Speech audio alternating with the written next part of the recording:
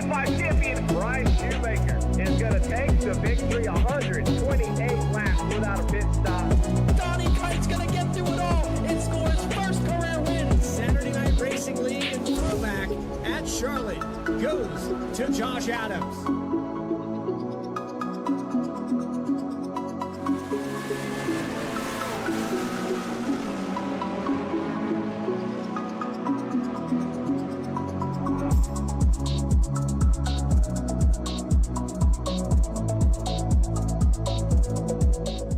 Racing isn't easy, but experiencing it is. iRacing puts you in the driver's seat with the industry's leading sim racing game. Drive on laser scan replicas of the greatest racing circuits from around the world. Go head-to-head against other drivers chosen by skill-based matchmaking to ensure competitive racing at every level. Compete across all your favorite series. In officially licensed cars, engineered to deliver the most accurate driving experience possible.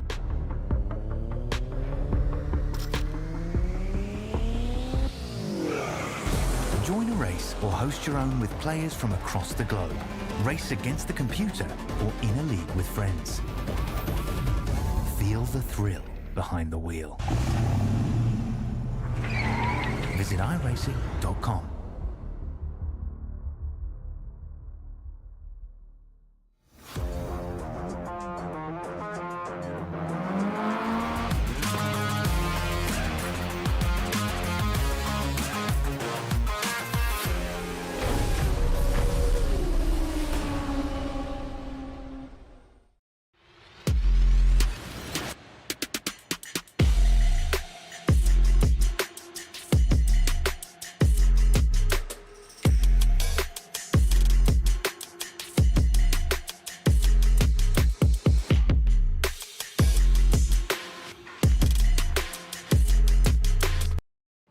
He's here teaching all his secrets to all these drivers. This is Almeida Racing Academy, where every champion has a starting line. The sim racer turned real world superstar, Suelio Almeida.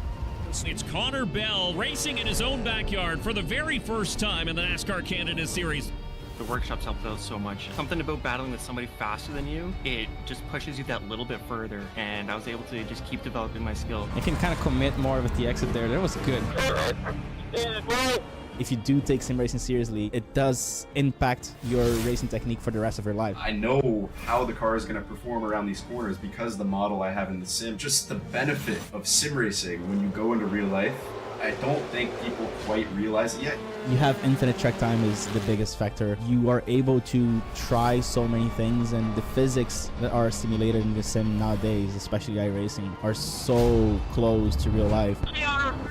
Creating champions. Suelio Almeida is a master at his craft. He's outclassed a Le Mans driver, a European Le Mans Series racer. These guys are among the top 0.02% in the world. Designed to create champions. First NASCAR Canada start. First NASCAR victory for Connor Bell. Connor Bell standing on the podium here today. This is the Almeida Racing Academy 3.0. Wait a race, buddy, wait a race.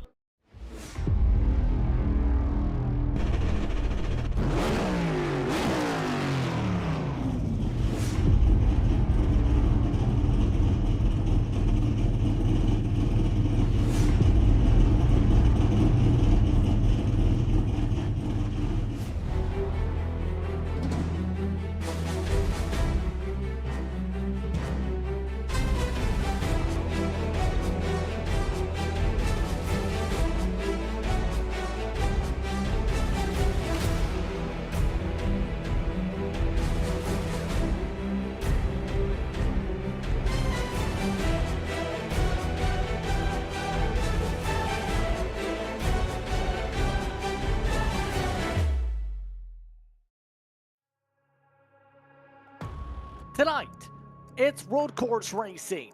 It's endurance action at its finest, and it's all in upstate New York.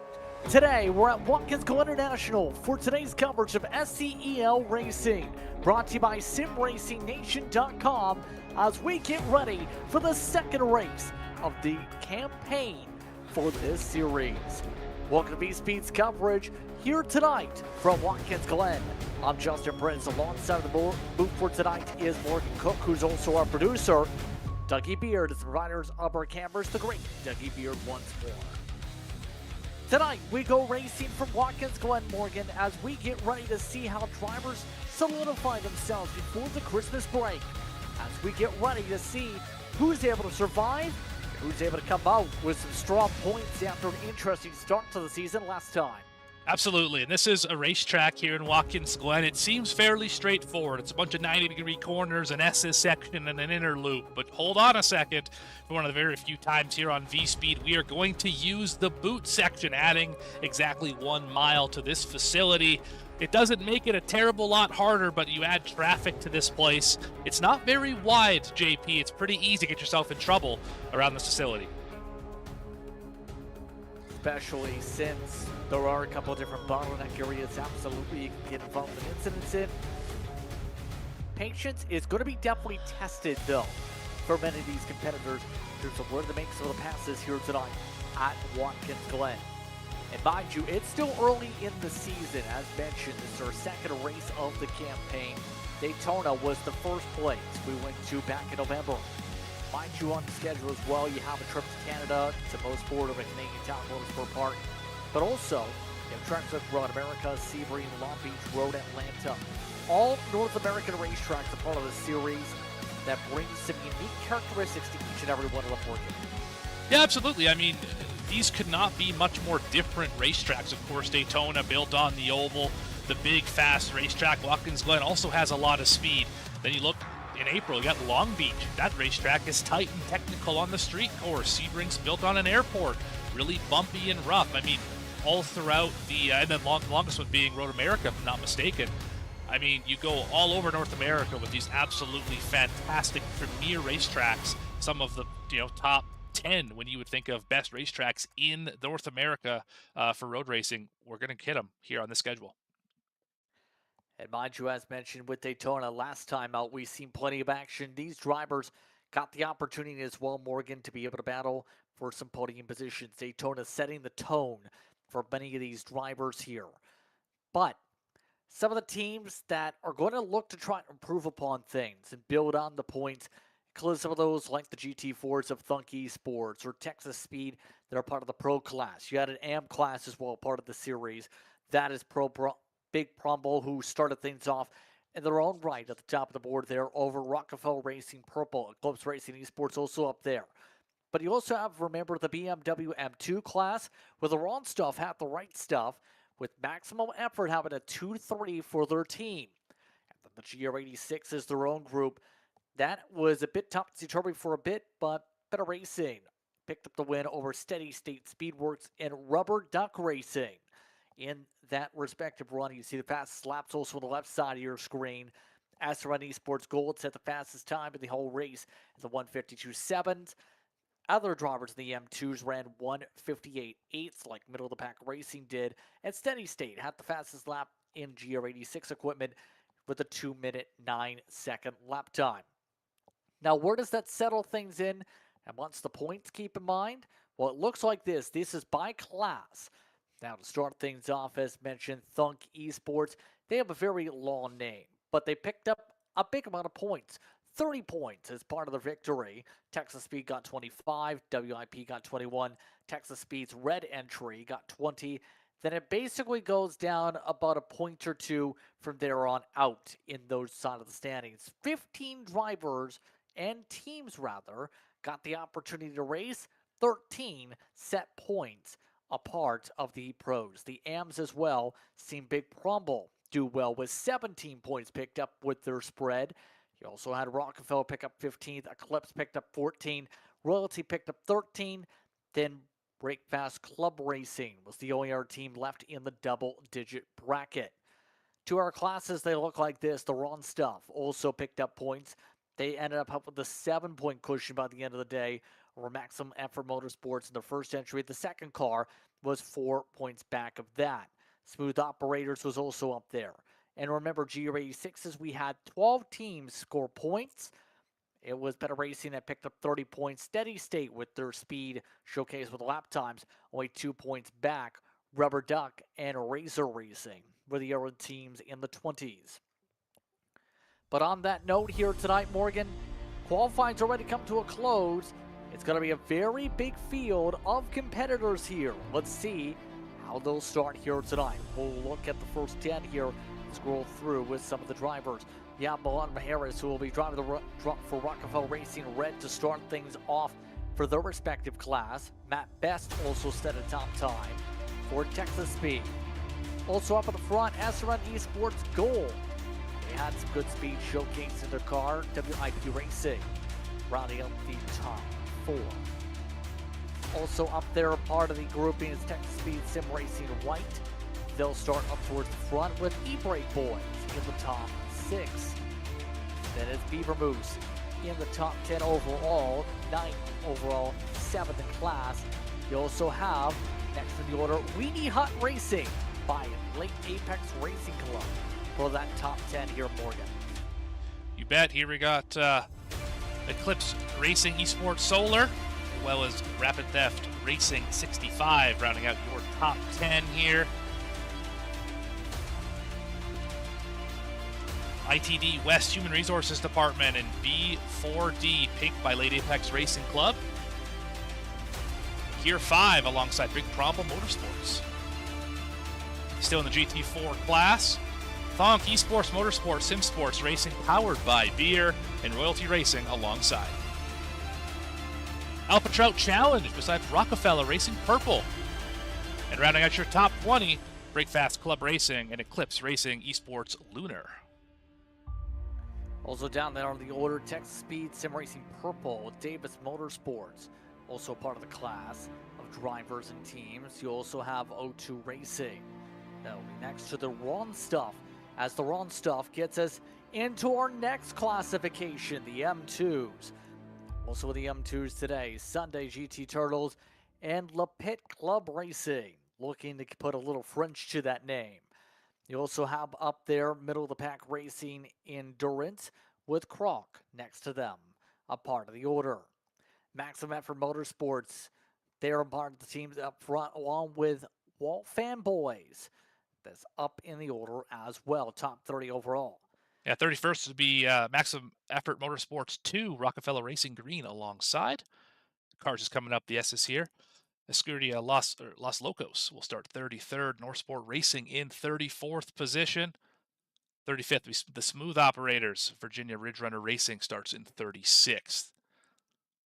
Now into the next class, 37th for your pole winner in class. Caboose Crew SCEL, Hale Satin alongside. Rounding out your top 40, Ballymore Racing and Victory Lap. Towards the rear of the field, these are your GR86s now with the orange background. Amongst them is Mad Sim Racing, AlienAwards.net, next to Razor Racing in their respective order. Also up there will be Rubber Duck Racing, Team BRZ in 44th overall amongst the field. You also have the 469 that will see TGOM2 next to Narcissus Racing was 46th. Then you have SCEL Tomb number 1 was Steady State Speedworks, going to be starting in an interesting position, 48th. They were amongst the teams that didn't set a time interesting enough. And then you have Dakota Smith amongst the other teams in the order. Look top to bottom at the drivers here tonight. As we get set to go here on V-Speed, let's take a look at your race analysis for today. As again, we're 2 hours and 40 minutes on the clock. 2 fast repairs if necessary. But there is a competition yell, interesting enough, Morgan. Today, it'll be the 61st minute. Yeah, last week we saw it around that 33rd minute. It's going to be much later in the race this time around. And, of course, we are on the fixed setup as we were last week. It's going to be a fun one, JP. We're just headed here into what they call the hill section. I call it usually the ankle as we roll into penultimate and then the final corner to get this thing fired off. We're happy to have you with us here on V-Speed for tonight's coverage of the SCEL. Road course racing ready to rumble as the field makes its way to the final corners. Getting set to come out of what will essentially be turn 11 for this layout. Rapid Theft hits Texas Speed up towards the front of the field. Barney with the flag in hand. Green flag is out. We're underway for the Glen. First class charges away into the 90. 2 by 2, they work a couple rows, 3 wide. Some sliding around as McConnell and Sharp had some contact. The rest of the field makes its way up the hillside to the S's. Look at this contact. We have a wreck in the S's. Some sliding as they keep it straight. And some others wreck in the back of the field. Chaotic start to this one already. We talked about at the top of the show, Watkins Glen provides this kind of 2, 3, 4 wide up through the S's, and it does not typically go well. Some of the air classes with the M2s already trying to slice and dice their way. Some of those involved in the incident. They're on stuff amongst those trying to survive as the rest of the field gets its way into the bus stop for the first time today. Already getting going to the J6s as well for the race as we take a look at the middle of the respective classes here. You can see now the Toyota GR86s up the hillside. Lots of draft you can pick up here today for this class. We'll see how everyone's able to manage it and if we see a breakaway like the last time we raced at Daytona. Yeah, not quite as much draft as Daytona, but still a ton of draft to be had here at this racetrack. Here we have our 7th place in class, SRN Esports Gold.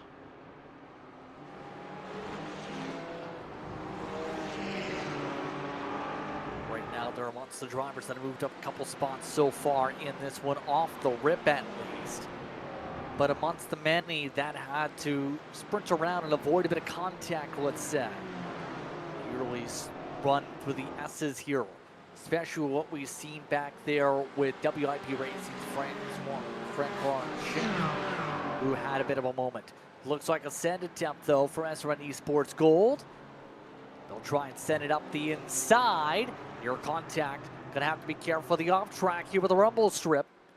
But the SRN machine tries to make the move. By the way, Royalty Racing, amongst one of the teams believe involved in that start of the race stack up. They've elected to come down pit road. Here's a replay. It looks like it's just a normal pit road entry here. I don't see anything that would cause them to have to tow. They do have a meatball flag, so it's obviously not the best start for Royalty Racing today. Justin Kidd having to come in. Already, 3 different teams having to tow their race cars from trouble. That included Gear 5, Eclipse Racing's 134. Davis Motorsports also pulled on through with Robert Davis from the opening lap stack-ups. So a little bit of chaos to begin things, as said. Some of the other drivers, like Rockefeller Racing, try and pick up some spots here. Amongst some of the drivers, remember, on the AM side of things, you'll see those amongst those teams, the hundreds on your pylon amongst the GT4s here today. Rockefeller starting pretty solidly, but having some pressure with Big Crumble already up 1. Mind you, Rockefeller charged up 7 as we take a look at the GR86s. Look at this though. Hold on 1 second. This is for the overall lead. Looks like Alpha Trout with their Trout paint scheme pressurizing Rapid Theft here, Morgan. Absolutely, as they work through back onto the cup section through penultimate is what they typically call this corner here, nose to tail. And they got a lot of company right behind them. You can't slip up here. You might lose 3, 4, 5 positions instead of just the one that the drivers are trying to take right behind you. We're having a bit of technical difficulty here, Justin. Might have to take a step aside for just a moment. We'll be back in about 30 seconds. Don't go anywhere. Back right after this.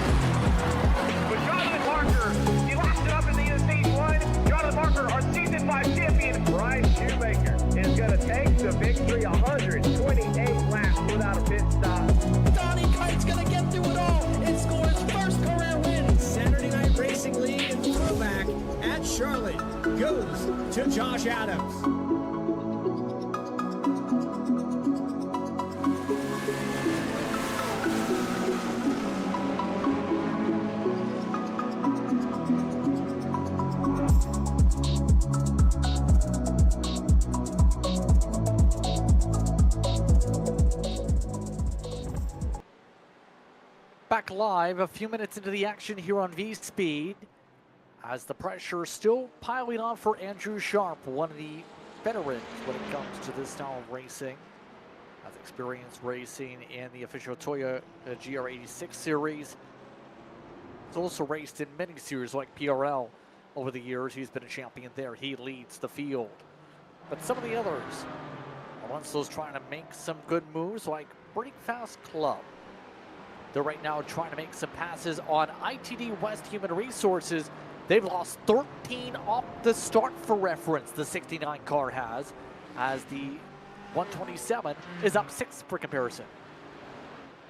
Yeah, the 69, that was one of those drivers who got sideways immediately through the S's. Actually, I think that was actually just out of turn 1. That car got sideways from 4th position. Caused them to have a tumble through the running order. Have a quick look here. Who has gained and lost most positions throughout the event? And it is, of course, 166 has gained 10 positions up to the 12th spot.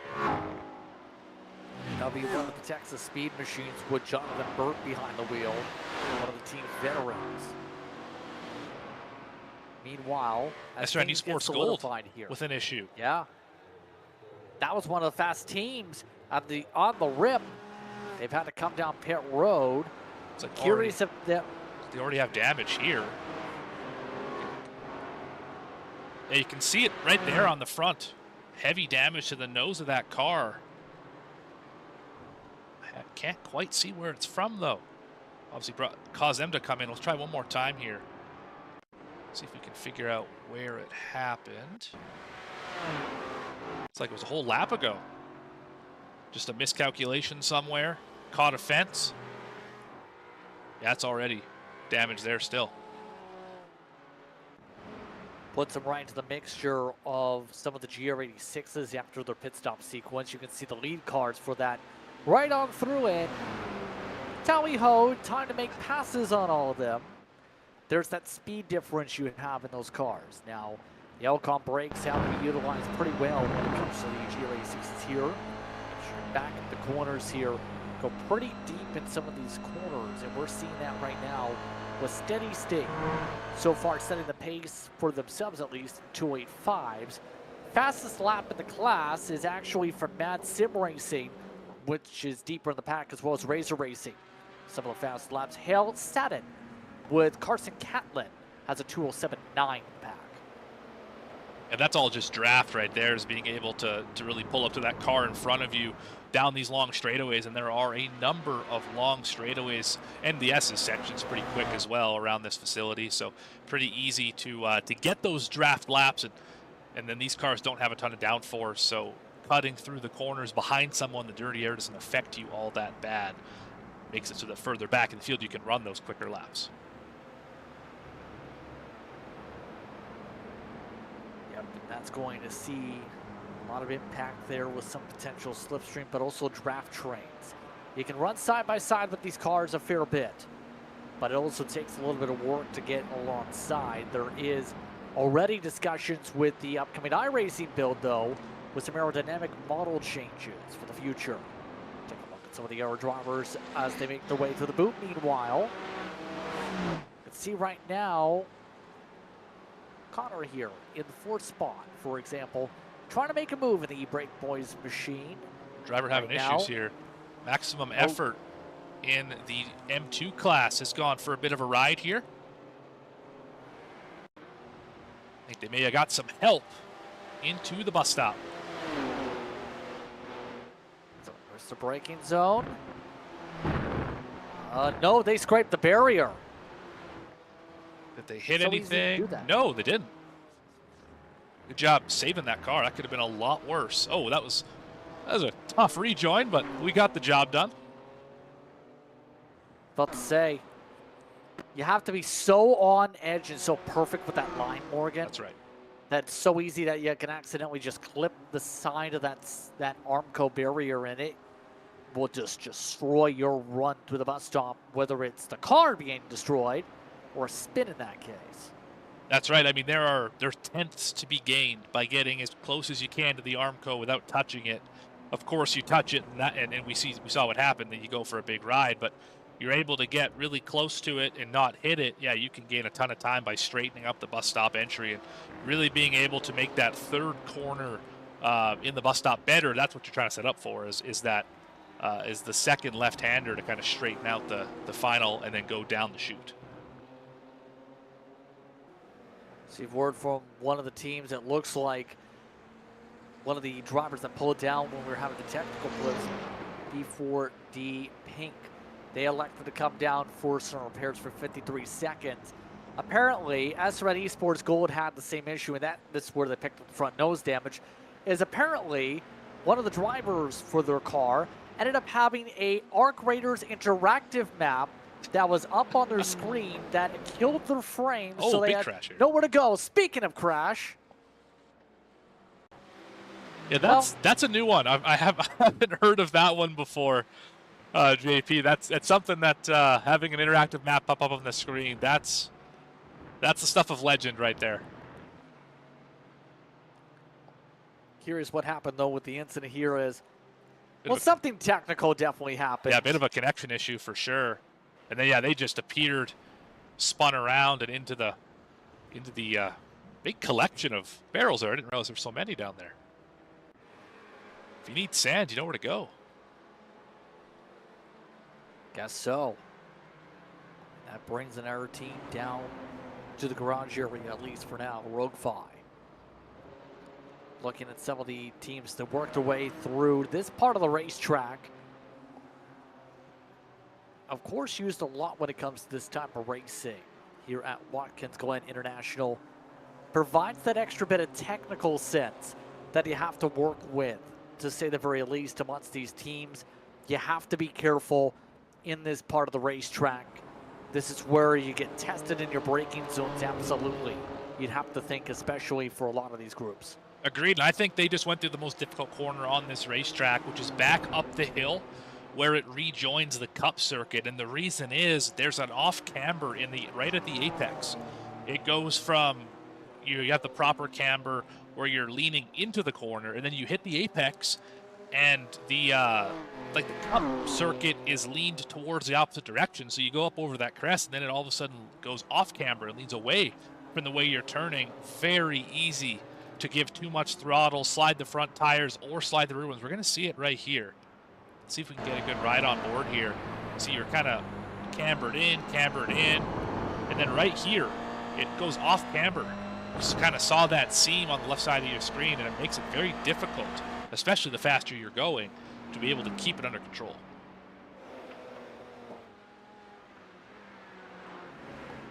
Indeed. Take a look at all these drivers overlap towards the front of the field. Alpha Trout takes the speed of the rest of this pack entirely. Has actually started to lose ground. 3 seconds to Andrew Sharp on the pickup. Sharp has also made his way through some of the first drivers from the GR86 class.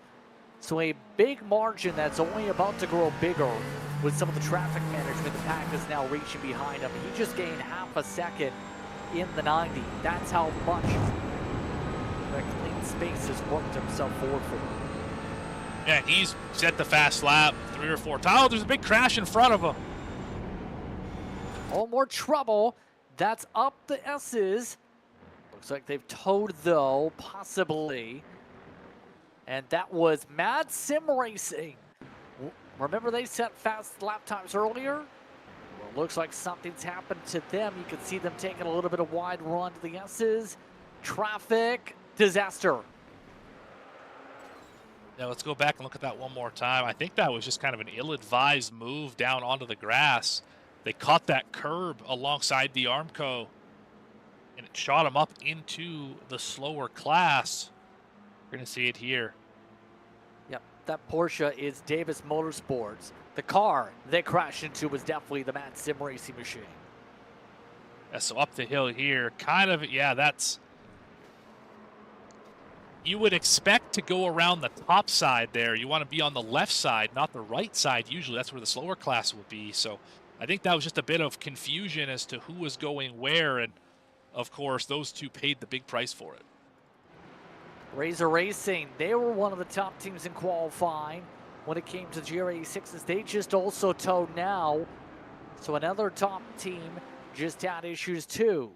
Oh, they were part of that accident as well. We saw them Yes. drive away with that destroyed left front tire. Now, the good news is 2 fast repairs, so you're not out of this race by any stretch of the imagination. The bad news is we are 15 minutes in, and you've already used the first one. Yep. So the incidents are already stacking up here as we take a look at some of the traffic management in this pack. This is going to be the tough thing right now, is hoping to pick the spots to gain. They just got the traffic swing back. You'll see a lot of back and forth here as the leader and the pack reaches traffic. They just picked up 2 seconds from beep, beep. Time to get into traffic jam. 3 wide up the S's. Yeah, that is not what you want to see if you're the faster class, and this could get wild into the bus stop. Look at this, 3 wide, cars all over the place, crossing each other over. Might have a change for position. Back here for 5th. It looks like they will. Alpha Trout's going to get that spot back. That traffic management is going to be key today, JP. If you can't pass the slower cars in the right spot, you're going to lose a boatload of time. Nearly turned around somebody, in fact, in the WIP machine. That was near disaster, to say the very least, as they pass on by the GR86 leaders 3 wide. All this is lost. Alpha Trout several spots. They were up in 3rd. Now they've fallen all the way down to 6th amongst this class, all because of that little traffic, just because they had to get checked up behind some of it. Yeah, Alpha Trout is 6.5 seconds slower this lap than they were on the last lap, just as you mentioned, because they're trying to work through the traffic and not having a great time doing so.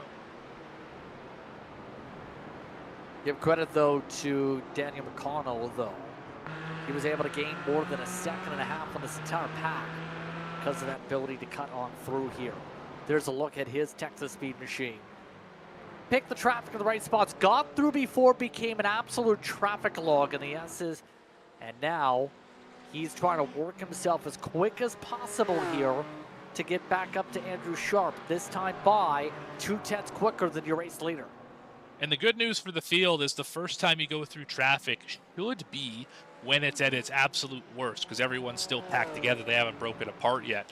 As we work on throughout the field, or throughout the race, we should get more and more spread apart, and we should be able to get through this traffic a little bit cleaner.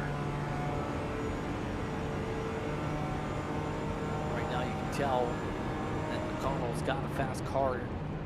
He's able to try and close up, though. He's in the M4, not the M2.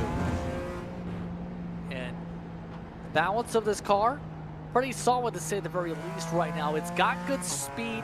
It looks like up the straightaways, interesting enough, but Andrew Sharp in the technical areas right now in his McLaren is getting better run coming out of some of these corners right now. For comparison, Sharp coming off the corner, picked up about 0.5 tenth or so. McConnell dug a little bit now, and Sharp is going a little bit deeper into these corners with his McLaren on break point. Yeah, a little bit more nimble on that McLaren than on the BMW. But as you mentioned, BMW has the horsepower advantage, or at least the straight line speed advantage. At this racetrack, we got a car beached here. That's ITD West Human Resources Department parked on the exit of the bus stop. I think here I would want the straightaway speed at this particular facility, just based on how many straightaways there are here. Not sure what happened there. They just parked it. Has to be a technical issue of some kind there for them to park it. They have still not moved, by the way. Something obviously wrong with Tom Bryce and his sim setup here for him to stop right there. Checking in on some of the M2s meanwhile. They're on stuff. They've already built up an 8-second cushion. You have Blake Phillips and Justin Regan, who are grouped together in the first pack. Then the rest of the field has already separated out. The M2s, they never stayed together really outside the first couple laps. They've already built up massive cushions to just each other alone. Yeah, I think it was really the issues in the GT4 class that kind of separated this middle class, because we saw the leaders catch up to the GT4s and be able to use some draft and kind of separate themselves with those cars as insulators. So now we're seeing the effects of that. They're probably going to have to wait until that 61st minute competition caution to catch back up and kind of reset. So there are members of the class are grouped here towards the back of the pack, we'll say. You see some of them here. Tendo amongst those who is trying to dig 2:03's last time by. Some of your drivers that performed so well at Daytona, this is why championships are decided by consistency and not about who's able to get the win in the brightest lights in the brightest moment.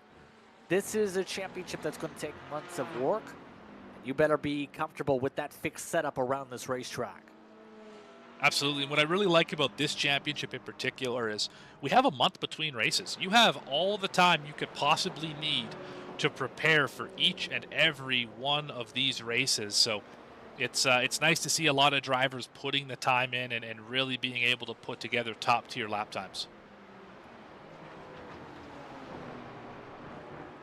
Seeing right now, a lot of these drivers in the main group, you still have 7 drivers now stuck here. Texas Speed, all the time they picked up, it's gone.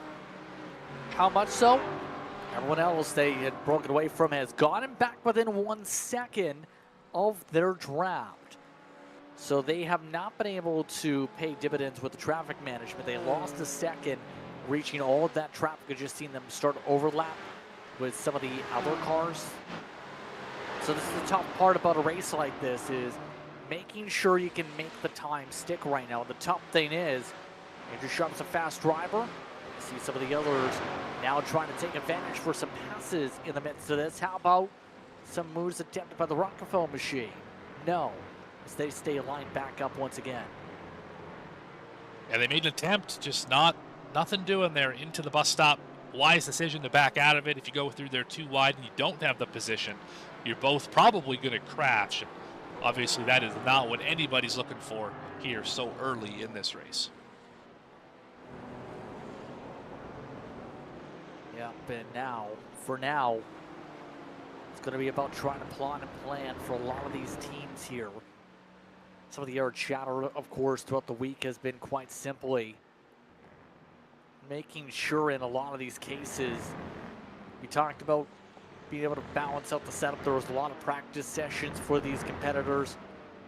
A lot of the M2 drivers actually were having some discussions earlier on today, especially with the balance with cold tires. There's some of the difficulties trying to get a rhythm on this racetrack, interesting enough. And we're seeing some of those drivers have to deal with some of the traffic management yet again.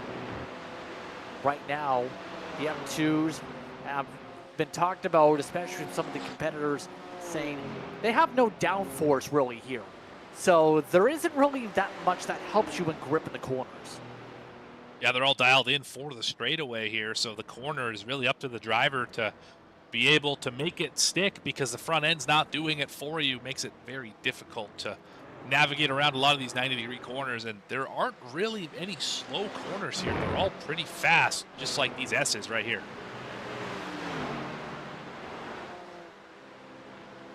You see just how much some of these drivers have to be careful in this section. Group's starting to splinter a little bit, by the way, as we still see the rest of the field. Let's wait to the S's. Here's WIP, for example, still. And you can see the differences just on how they want to approach here. Zachary Bowman is the driver of the car in front, for example, right now. Bowman noticing in this, he's opening up the corner a little bit more, trying to get a bit of an arc down, and it's not really working compared to WIP's flatter around method, because here comes the pass to the inside. Shane trying to make the move. Gonna have to make it now. They have some traffic up the road that they're going to have to deal with in about 10 seconds. Will they have to split them up the middle? Will they take a 3 wide with the M2? The answer is, well, no. WIP has to back out of it, and they can't use the BMW as a pick. And Alpha Trout decided that it was time to go 3 wide, made the move stick. I'm surprised WIP is able to be as fast as they are. Look at the damage. All 4 corners of that car have received some sort of contact. And how does that fare out for yourself? Oh, spin in front of him. Oh, that's going to be Alpha Trout around. Alpha Trout's around in the final corner. Trying to get out of the way, and they found a hole. Looks like they're able to get back going, but it's a lot of time lost. They fall down the 9th. Yeah, we saw that live. Just a quick slide, overshot the entry. Did a good job not hitting anything. Good job not spinning. Nobody got them. So all they're going to lose is track position. And again, long time until we are going to throw that that caution flag to get everyone racked back up. About 35 minutes away. By the way, see right now, Rockefeller, they've been able to find their way up 7 now on Harris. Doing a really good job so far to be able to charge ahead. All that traffic's now seen the packs make their small little splinter groups as Texas Speed seems to be falling out for the long run. Meanwhile, Weenie Hut, they made their way close up to Alpha Trout with the slide. Last time through, they were the first of those in the 1:57 bracket. So they're not likely going to be in winning pace here, Morgan, even if you factor in the competition caution, a bunch of things back up. But they are at least in a spot to contend and pick up spots amongst this top 10 here. Do well in the overall points, especially since, remember, it's about the overall point structure with the GT4 side of things, even with the Pro and Am classification division. They are amongst those that would be 9th amongst the Pro class, believe, in terms of the numbers, if my numbers are correct. I'm seeing the same thing as well. The only Am driver is Big Problem Motorsports, sitting in the 8th position, who's in front of them. I should say the only Am driver in front of them. So yeah, it's really just about trying to minimize the damage. If you're having a bad day, if you don't have the speed, whatever the case is, just complete all the laps that you can, keep it on the racetrack. And we've already seen a number of competitors have problems. We saw SRN Esports have issues, of course. You know, B4D Pink, ITD, Eclipse, the list goes on and on of drivers who have had problems. So keep it on the tarmac and you'll probably be in good shape.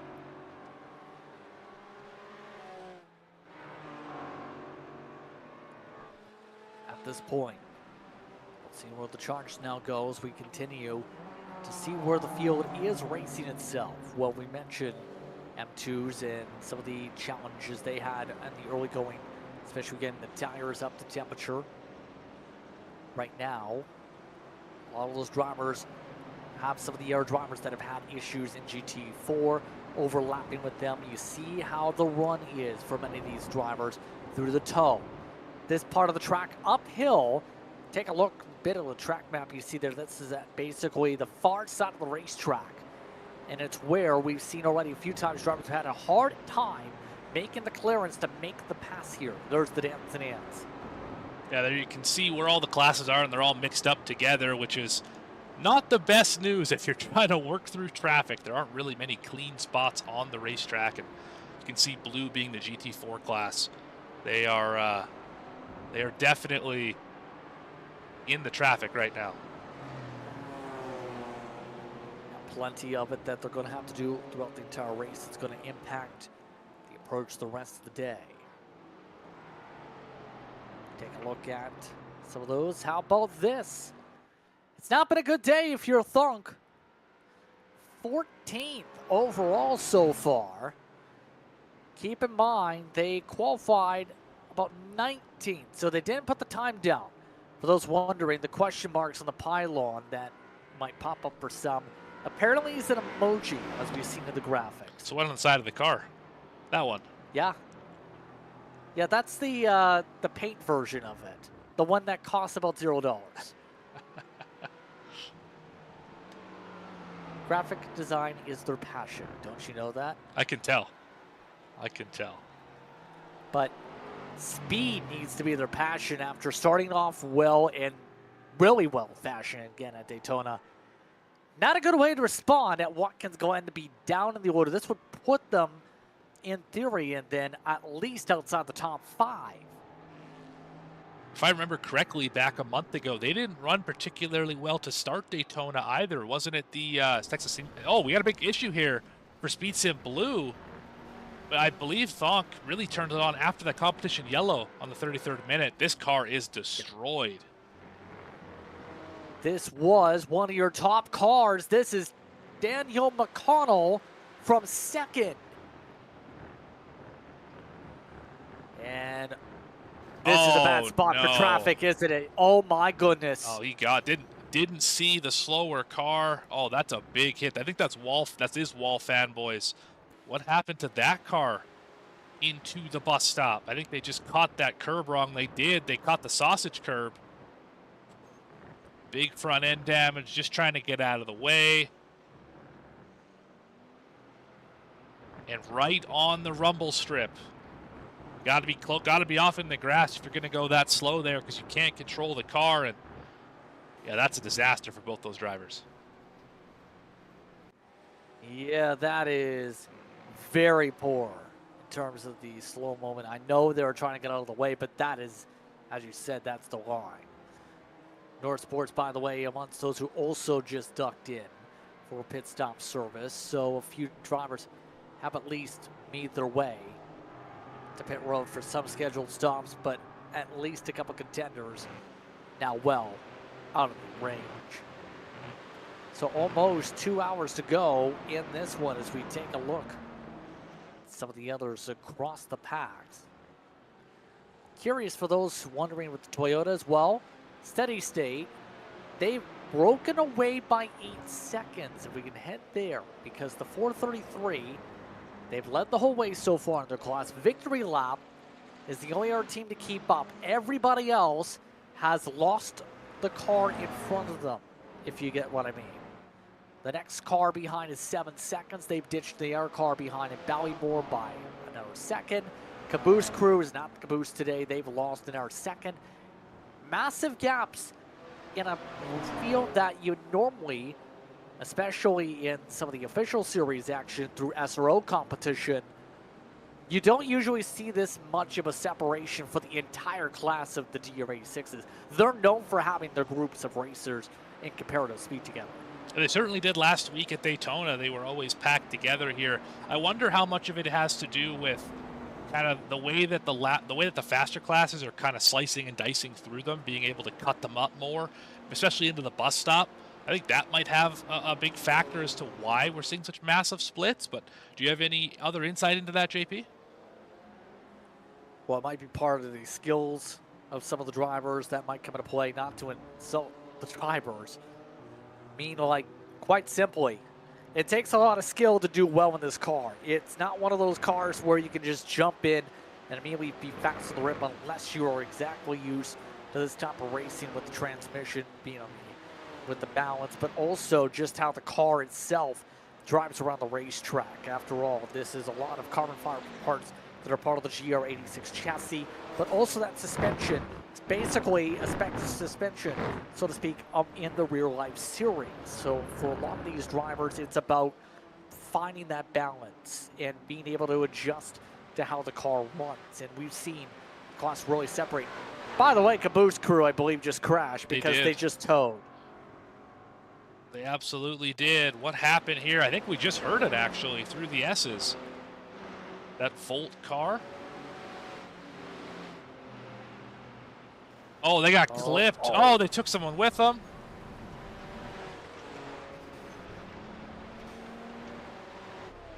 Yeah, that's a terrible spot to be hit there coming off the one up the hillside. I believe that was one of the M2s actually. We're going to see it from the gearbox. Baltimore Racing also caught up in it.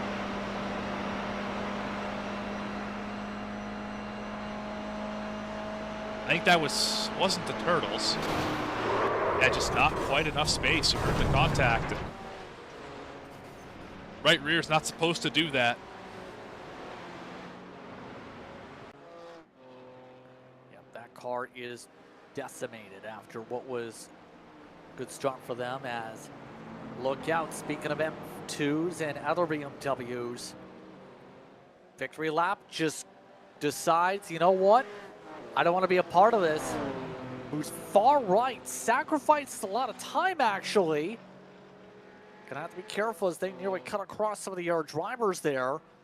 But that's the type of risk they're willing to take there just to make sure they didn't get involved in any trouble here as E-Brake Boys comes in now It's the window for the GT4. We saw that move where Victory Lap pulled all the way off to the side of the racetrack, thought they were going to lose all that time. Here they are, right exactly where they were going into turn number 1, so or coming out of penultimate, I should say. So really, they didn't lose anything, just a different way of getting out of the way, I suppose, of the faster traffic. Just playing careful. That might be actually much earlier because it was originally going by the hour. But here's the thing that I almost forgot about today. One of the things updated in the rule book, this was officially this morning. They made sure every single GT4 had 69% fuel in the tank. So 1 or 2 liters shy of a stock fixed setup. That way, the teams wouldn't need a specific setup for the fuel margin for the cars. So all the cars officially were updated to 69% limit. So that would explain, for those who are watching for the first time, why there's a shorter pit stop window for the GT4s today. Yeah, it makes a lot of sense. Just add an extra layer of strategy in the race here, so you can't make it on an even number of stops. You got to make a decision somewhere. You get a short pit or whatever the case is. So pretty nice of the admins to be able to set it in such a way where you're able to add this extra element to the racing. And make it where it's a set fuel number instead of just a custom set of that set fuel number, and then the rest of the gamesmanship on the fuel tank. It does shorten the fuel run. Sure. Obviously, rapid theft for reference is in. The air classes, mind you, their fuel tanks today, 54%. That should be for the rest of the season too. 62% for GR86s is that fuel tank range. So keep it at where you can't go fully 100% like you can. This will shorten the gaps to at least a few pit stops. But for now, it's the matter of seeing who's going to be able to keep on chugging along with the window going to be only today. Here's the funny thing with the GT4 side. 35 minutes, it's time to start punching your calculators because that is going to be your double the amount of pit stops that you would expect for this race. You see the class spread. Yeah, that'll definitely make it interesting having to come to pit road so often. Yeah, that's going to be interesting working through traffic so many times because, of course, every time you pitch, you got to fall back behind that traffic you just passed and repass them again. So that'll definitely add a little bit of extra flavor to this one. My math says 4 pit stops if he goes about that amount of range. So we'll see who's able to stretch out a little bit more gas here. We're almost at the top of the hour. It's a good time to mention that we have some presenting partners that we'd like to give a shout out to, specifically to the Almeida Racing Academy.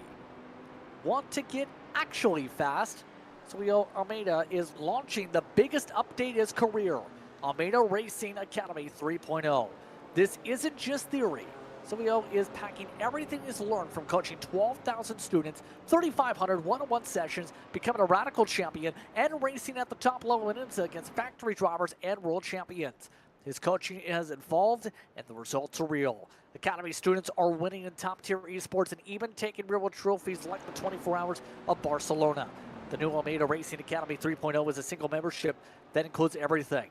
You get all his premium online courses like the Motor Racing Checklist, which used to cost $200, by the way, combined with the Academy League, workshops, group practice sessions, and integrated telemetry tracking. It's all on a brand new platform built from scratch by Silvio's team. They've even included a new braking exercise feature where you can practice your precision right from the website. Seeing some of the stuff involving Almeida Racing Academy to give a final plug to that, Morgan. They've been working a hard bit on that, and I know that team going to be very pumped with the work, especially with that release now with the 3.0 sides, with the pit stop window is in full swing. Yeah, absolutely. I mean, if you want to get actually fast, that is definitely the place to go. We saw that in the commercial to start the thing out here, the show. We saw a NASCAR driver on that academy, won a race earlier in their career. I have to remember which one that is. I know he's working with a fair amount of people. That's why I say that. Connor oh, by Bell. the way, Connor Bell. Connor Bell. Yeah. Interesting. I believe that's a But- Pinty's driver. Yes, believe so. But, by the way, they do have a 50% off sale, I believe. But enough about that. We're past the top of the hour. We're under 2 hours to go. And only one team yet to pit. It's the 166, Jonathan Burt. Everybody else is already pit in the respective class, as well as several of the M2s as we're doing that ad read by a couple laps. So, pit road is overlapping to be very busy at about the 40 to 45 minute in mark. We're still about 15 minutes or so, maybe 20-ish, from that competition yellow as you see some of the traffic. And this is all the same class here as well. This is a tight battle just outside the top 10. Actually, this is for 10th.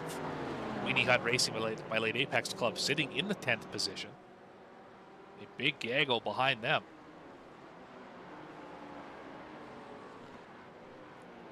Yeah, Rockefeller Racing. See them trying to play careful here in the midst of this. Destroy the race car. Interesting is for Royalty is at least they've gained some of the time back, but they're offset from the repairs by 20 laps. They are now coming in now for Watkins. Some of the others still trying to make their way through, like B4D Pink. Will also come down to, you see on your screen. Quick shout out, by the way, to Rockefeller Racing. Their team racing, of course, on all their platforms. Their focus are supporting causes such as anxiety and depression, chronic pain, and cancer. That's some of their team bones and history, where they race in a lot of different disciplines and a lot of different platforms. They try and get some representation across the platform for their respective team and be able to develop their drivers, is what you can really say. And we've seen talent in all the classes for them today so far. Always great when you're racing with a cause, racing for something other than just a trophy. Oh, cars on the wall here. Sorry to cut you off, JP. Yeah, this is a bit of a sketchy moment here for some. Offset 3 wide. Rockefeller Racing a part of this. And this is where you have to pick your battles here, especially when you have, as you said, people scraping the wall. Yeah, they were working by that M2. M2 caught the wall a little bit. Everyone able to make it through cleanly enough, of course, minus the wall contact. Now here's the straightaway. Try and work around that other lapped car. Able to do so successfully as they head down into the toe of the boot. Those 4 cars are still all tied together. Although Weenie Hut got put in a bad spot, they're going to lose all the track position, stuck behind the slower class car. Traffic give it, traffic take it away. Right about Why that. don't we? Mark Darnell laps away from that stop. Go, should say. By the way, for that involving your second and AM, 3rd overall though for Milan Harris. You should take a look at the run to the bus stop rather. WIP Racing has lost a fair bit of ground here. You have Texas Speed back here, several other groups of drivers on the pylon, all overlaid. See the manufacturer split difference right now. A lot of parity amongst the manufacturers today, in the GT4 side at least. Seeing some of the M2s like you see there, just chugging along as B4D Pink chugs their way to pit road. What's about to say though? Lots of different speed showcase with the fixed setups here, and it's tough knowing there is the BOP that you have to factor in on the vehicle strengths and weaknesses that we touched upon. Yeah, you're right. And it's something we do for special events, of course, but interesting to see that there's only a couple cars that are duplicated in the top of the GT4 class. Of course, everyone else being the same cars throughout the class, right? There's the 2 BMWs, the 2 Porsches up at the front of the GT4 class. So that's definitely interesting that the BOP is kind of even across the board, which of course is its goal, but it usually doesn't work out quite that cleanly. Yeah, I've seen a lot of cases. Remember, with a lot of the top split races for endurance races, the main focus is quite simple, Morgan. You find the car that's going to be the fastest with the BOP. That's how the McLaren came into life after being a car that everyone basically avoided for several years. Then Coanda and some of the other teams at that time figured out that was the car that was best for Spa, and guess what? Now it's a car a lot more people have utilized in the past couple years after being basically an unutilized car from like 2019 to like 2023, 24. Yeah, they talk about copycat leagues. Sim racing is one of those copycat leagues that they talk about, where somebody finds a way to be fast. All of a sudden, everyone is using that same method to find speed. Whether it's a car change, whether it's speaking of Spa, dipping the tires in the grass, whatever the case is, to find a little bit of extra horsepower, extra grip, you're going to try and do it, because that could be the difference between winning and losing in any given race.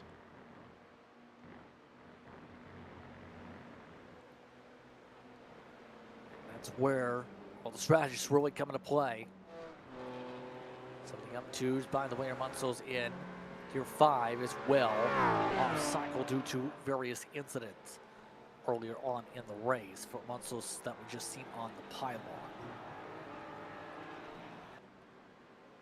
We'll say, first time, I think, for some people here since the iRacing graphical updates maybe. For the most part, though, this track, the fun fact is you can technically drive this layout in the new NASCAR 25 console game through that iRacing did, because they ended up just copy and pasting the track, and you can sneak off from the rest of the field and just run the boot if you so want to. So a little bit of an interesting tidbit for the console side when you render the whole track into the game. That was always one of the fun parts of those console games, was finding iRacing as well, finding the places you're not supposed to go on the racetrack. Lots of drivers, of course, at a place like Martinsville will find themselves in the garage area, kind of messing around, seeing what they can do in there, and the list goes on and on of racetracks where those sort of shenanigans are allowed, is to be able to find places where the car's not supposed to be able to drive. Absolutely. Hey, it's a little more interesting to say the least. Everyone else, for now, still keeping the battles up. Here's the interesting thing about all this, you may have noticed. E-Brake Boys cycled to the lead. The reason being, 11 seconds shorter pit stop. Andrew Sharp had a 34-second stop. Connor Acetella had ended up taking a 23.5. So something obviously going different maybe with the tires, or at least the fuel load maybe in terms of the math, if they only took that much of a difference to save time on pit road and take this class lead by 2 seconds. We got to remember, too, we're getting a competition caution here in about 10 more minutes. Yes. So you're going to have to pit anyway. Maybe you just want to cycle out when you know there's going to be a caution, get in front of the field, take the longer pit stop when everyone's cycled back together, and then just see where you shake out at the end.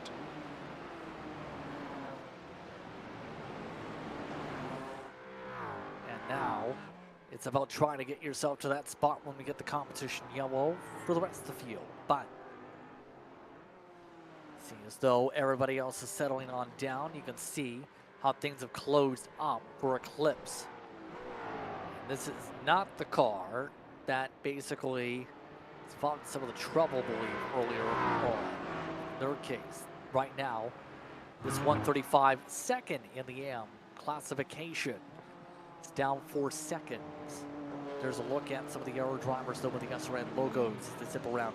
Some big separations have built up again in this pack. They're about to get chewed away here. So what's that approach going to be in a moment with these teams, especially knowing they have a mulligan to see if they can gain back up here and have a chance to be able to pounce back on the leader here with this pit strategy coming up?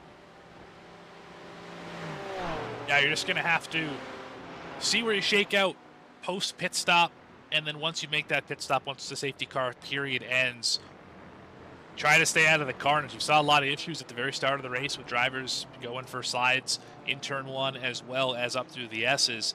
If you can make it through clean, remember we saw this at Daytona a month ago. If you can get through clean, you have a really good shot at winning this race if you're up in that lead pack with no damage on the race car post safety car. That's the key word. Keep it clean, at the very least, as here comes Eclipse, trying to gain some spots. Again, this is also going to be important for the points metric. Gain an extra point with a pass like this, they make it done. But that opens up the door for Rockefeller's Adam Ballard. Ballard trying to make his way through next. Last time by was slower than the cars in front. But the average the past 5 laps has also been in a decent spot to at least be in the ballpark, to be in this grouping. Be able to try and set themselves up well to keep up with 135, try and pick up an overall spot or a classification spot. Oh, got a car spun around. Can't tell who that is. Not the smooth operators.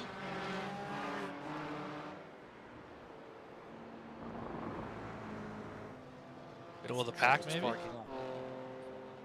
take a look. No, they just made a pit stop.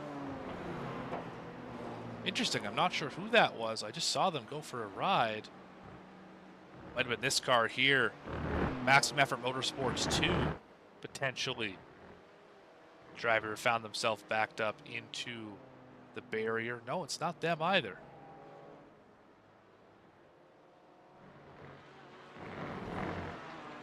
Interesting. Well, very interesting. Now, oh, it was Late Pit Club Racing is who it was. So we're about 6 minutes away. Well, they're about to have a pit club, potentially. Actually, here comes a question. Do you bother with a pit stop if you're setting up 2s? They just pit a lap ago, most of them. Only, I think, if you are the 208 who pit 11 laps ago. So you want to get back on their cycle. I think everyone else is just going to stay out. I don't know why you would pit to gain 1 extra lap. You can already go about an hour in the tank, so it doesn't really help you to pit again here to get an extra lap of fuel. Smooth operators are going to have to pit, though, because they got 26 laps on this tank. They're going to be out here pretty soon.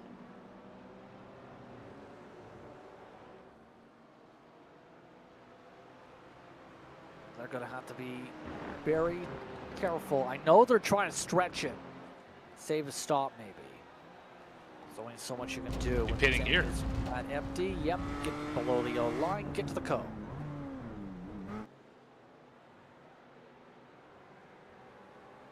To go for the scheduled service. As we're just about at that mark pretty soon here. Just about 7 minutes. Less than 6, in fact, give or take. This is about the closest that we've seen the lead as well. Sharp on a mission to go regain it, just under a second behind the e-brake boys.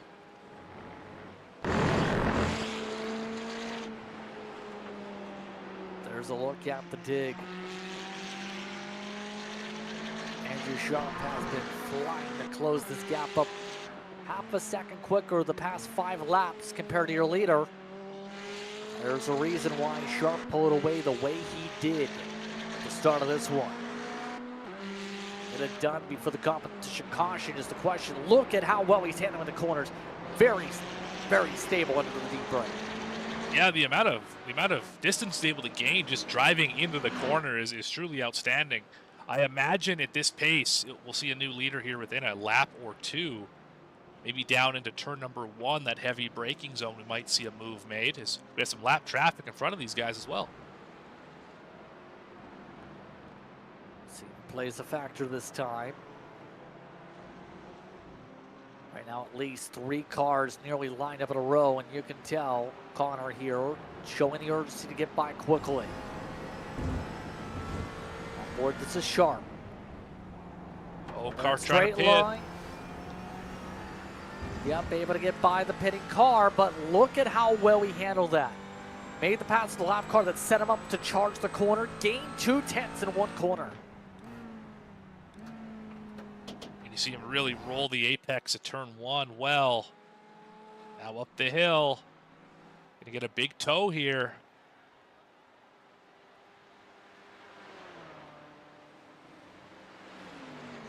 Trying to get it set up as quick as possible here. It's only 5 car lengths the difference as they work their way down to the bus stop.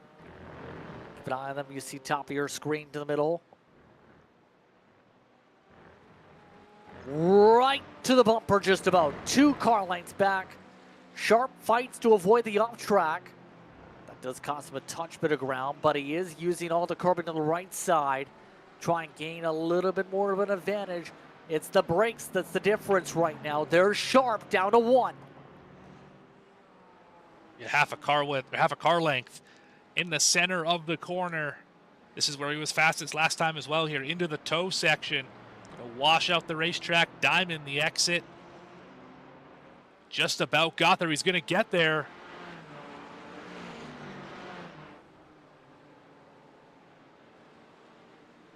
Imagine the pressure's got to be high to make this pass because you want to make it before the competition caution comes out. This is a 3-car battle, too. Look at Rockefeller Racing. They've also closed up. Outside, Andrew Sharp trying to swing it. No. Didn't work that time. Grip's not usually there. But he can tell he's trying to see whatever sticks here. He knows he's quicker. Maybe this lap car will be a pick. It's the same class, but obviously a driver going a lap down. There's Rockefeller in right now. That was only 9 laps into the run, so this is definitely a strategy play for the 45, as the top 2 still within about half a car length.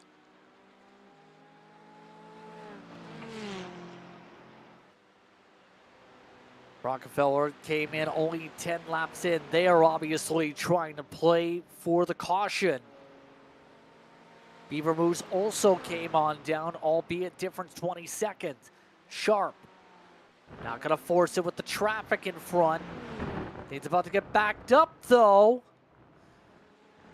Bit of a check-up for the e-brake boys. No lunge to get along past the car in front yet. Now he will get that space to the right side. Sharp forced to regroup once again. As a result of this, it's going to cost them some ground. Very much. That's a bad spot to get the cross. Yeah, that was a lot of ground lost right there. That might be it for before the stage, or before this competition caution comes out, the safety car. Yeah, just unfortunate where that car crossed over. Nowhere to go. A lot of drivers on pit road right now. Beaver Moose, Eclipse, Promble, Weenie Hut. The list goes on and on. 100% a play to try and flip in front of the field out of those who do pit to try and take advantage of the free stop. Curious to see where everybody cycles out. E-brake boys, of course, not looking to play that strategy. They want to lead to the safety car.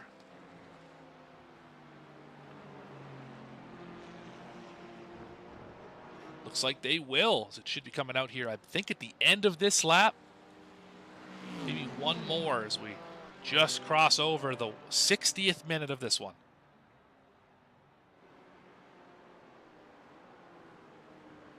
So just about time for that competition caution. So now, see if anyone else ducks in. One of the Rockefeller machines is still down pit road. They've been down there a long time with Adam Ballard. I believe they've just about lost time.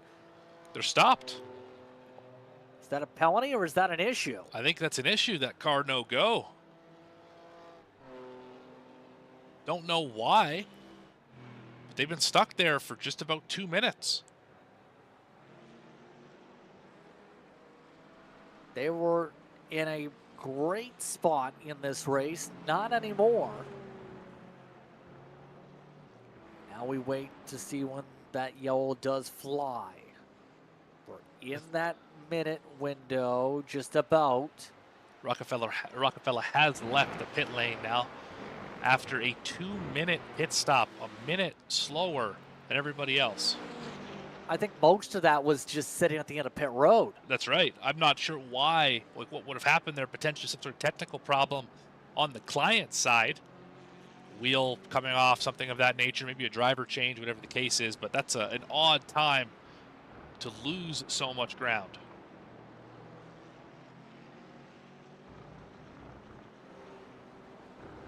Now at this point, 13, 12 seconds. Andrew Sharp's going to have to wait. Not going to have enough time to set it on in. He is going to take one more poke. But there's the competition caution. 61 minutes down, and we're under yellow for our competition yellow.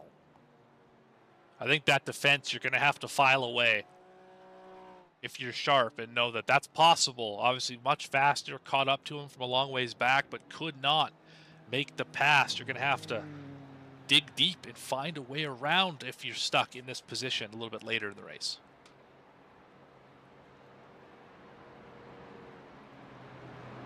Though the field is being told to keep up pace to get to the pace car. This is now to where it's a strategy game for a lot of these teams because some of the drivers are about halfway to the field run. Good opportunity to talk about Pimax. Be sure to use the code SRN at checkout to save up to $50 to $80 off your next purchase. So again, just about set to see how pit stops fare out here. Should be too long of a caution period here since we caught the pace car so quick. Absolutely, can see on the ticker the last lap that everybody pit. We're currently working lap 32 in the race. Some of them have been completed. So most of the front of the field has been on the racetrack for about 10 to 13 laps. Then a bunch of drivers who just came down pit road in the GT4 class. The rest of the class is pretty tight together, including a few of the GR86s who have yet to hit the pit lane.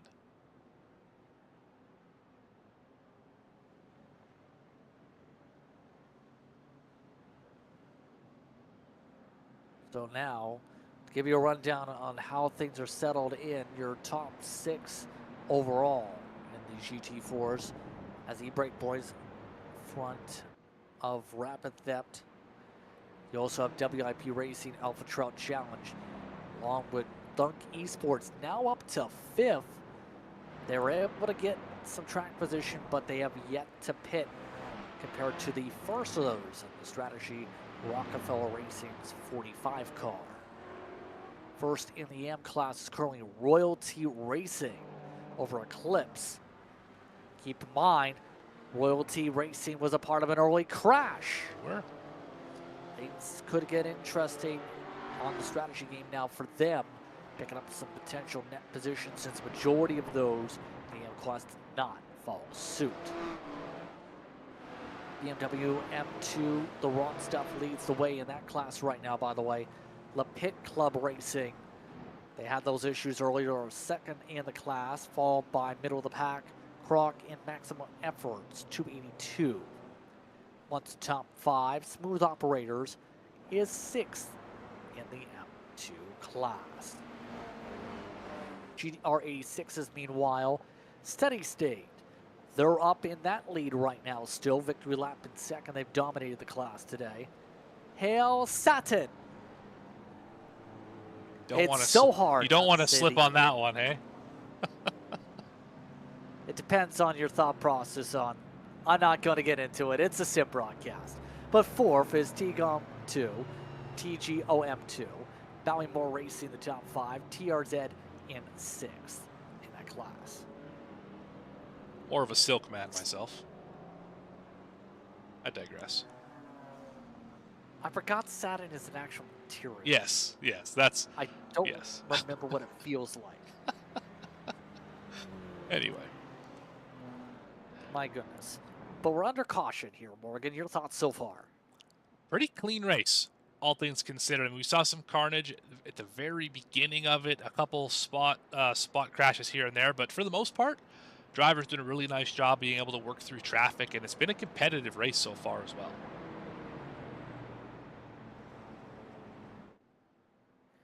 Yep, and now the question is going to be, though, which team do you think is going to get the best opportunities here? Who do you think is going to try and or be able to thrive from the safety car period the most, do you think, Morgan, and why? Well, I would say initially it's going to be Rockefeller Racing Red, and the reason for that is because they're going to cycle out to the lead more than likely because they are, of course, the first drivers who pit before that safety car. The four in front of them are all fairly deep into this run.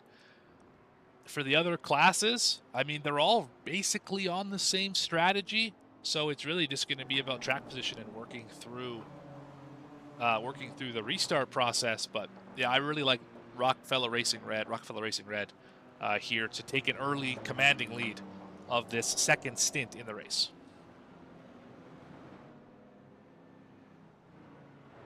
What has caught your eye about this one so far, JP? Well, quite simply, this race has almost flown away so far in the first hour or so.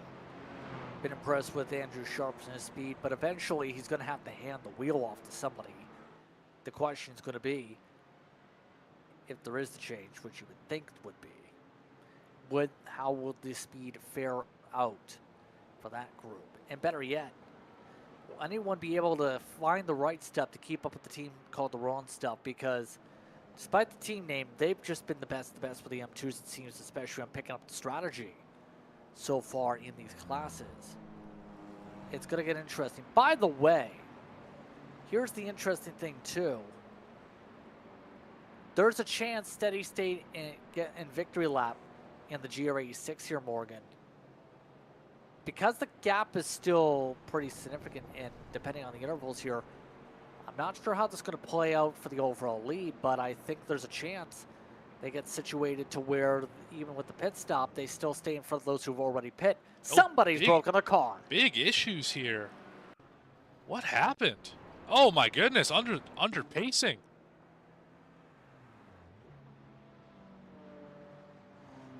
What happened here? This is TGOM2, Wayne Newman. Had a big moment. I think it was into the toe is where we saw the issue.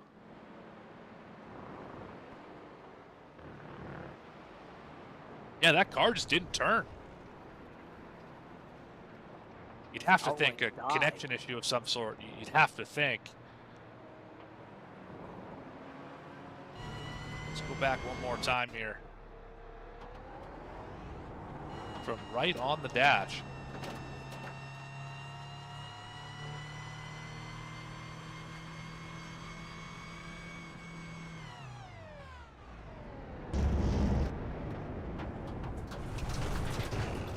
Yeah, that's an odd one. Under caution, too, makes it all the more weirder. It does. So I'd have to think that there's some sort of technical problem. I don't know what would cause you to understeer that badly in the slowest corner on the racetrack under pacing. I don't know. I feel like the screen went black. There was no throttle input, and obviously nailed the outside wall, ripped the front end off the car. And that is going to put a massive damper on what was a decent day going for that car.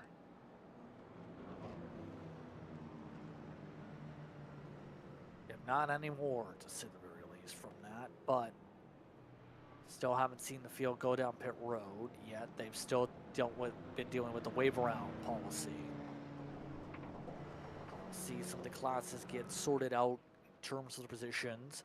Make sure everyone's on the proper lap here under this caution period. Of course, no one having the opportunity really to zip around, being told to keep on speed. BMWs have all been given a wave arounds, just heard. GR86s will get the wave arounds next. So again, this is all part of the rule procedure here. Have to follow the rules and ebbs and flows when it comes to the pacing, and as well, the reason we do the wave arounds is so because remember, some of the drivers are already lapped by the main class. Some of the drivers might not even be on the same lap to battle for classes right now because of the faster class.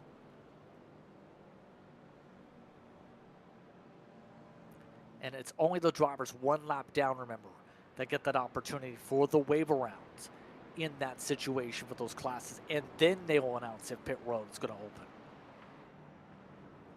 Yeah, one of the things I really like about this series is just the immense organization and preparation that goes into the rules, how thoughtful they are, how well they're executed, and just the list goes on and on of all the positives. You really can't say enough about this Sports Car Endurance League admin team and the people at the very top who make this thing happen, because they have absolutely created a fantastic series here, and it's showing here today as well.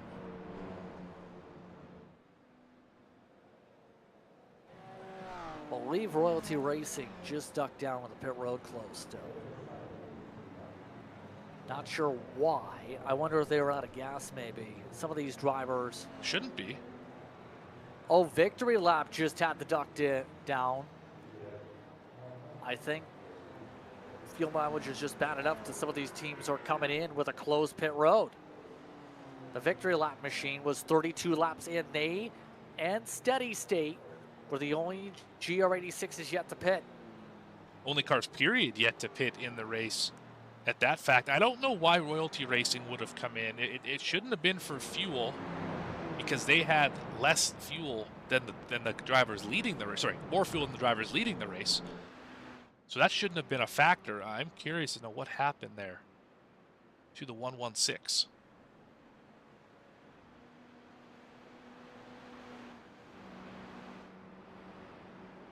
Yeah, we'll have to see what some of these drivers do.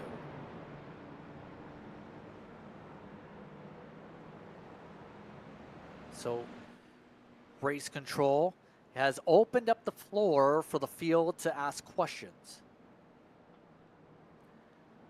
Transparency. I like it. Pit road can confirm, for those curious, is closed. So everybody who has pit right now, or has already pit so far, will get a penalty. I know that was the biggest question of all the drivers here on the radio was, why did they pit? And well, those drivers will have to come down for a penalty. So again, we're under caution here. Under 90 minutes to go. Here from Watkins Glen. We're so high up in the sky, Morgan, we're higher than the blimp. We have a blimp chasing the blimp around this Watkins Glen International. Hey, you don't see that every day. I don't think I've ever actually seen the iRacing blimp here on V-Speed. Wonder if we could put a wrap on that as well. That'd be an interesting advertising opportunity. I know back in the day when I did some stuff with the iRacing side, one of the ideas that I threw around was instantly laughed out the door from was putting special advertisements into the grass for say, NASCAR races. Imagine you offer that for the blimp and the amount of work the arts team would have to do to make sure the blimp was to do that. For how far away and not often the blimp is seen, it doesn't seem like a terribly good use of resources to be able to do that. But yeah, that's one of the ways certainly to advertise, is to put it up on the blimp, and even put it in the grass is it's an interesting idea, but that would be difficult to implement here on the service.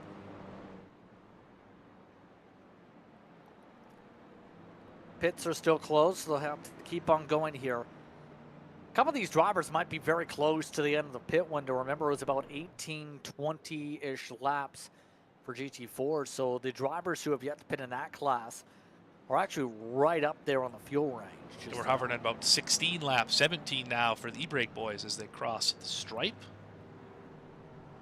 Good news is you burn far less fuel under caution than under green flag, because of course you're using less throttle, but I don't know how far you can go under these circumstances anyway.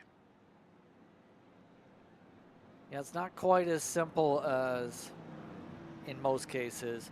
Just turn on the fuel economy mode. Put it on cruise and just ride. Yeah, you don't have that option in these. Nope. That feature was not included in the bundle.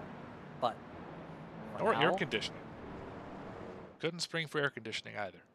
What about use more gas, though? I know that's the thing in real life, where air conditioning can take some of the potential power and maybe even your gas away. I know for regular passenger cars, the AC can take away from your gas tank and burn more gas. Yeah, I would have to imagine that it wouldn't be an engine-based air conditioning, that it would be something like NACA ducts like they use in a lot of series with some sort of turbine that would kind of blow air that way. I doubt that it would be off the engine, because I agree with you. That would probably add engine resistance and use more fuel. But regardless, don't have to worry about it, because all they have, they probably have that hose connected to the helmet. I actually haven't seen inside of these cars to be able to know that for sure. But it's a warm one out here in Watkins Glen. I'm sure these drivers are feeling it. Those temperatures. It is iRacing Day 2026, my goodness. Already to 2026 iRacing Day.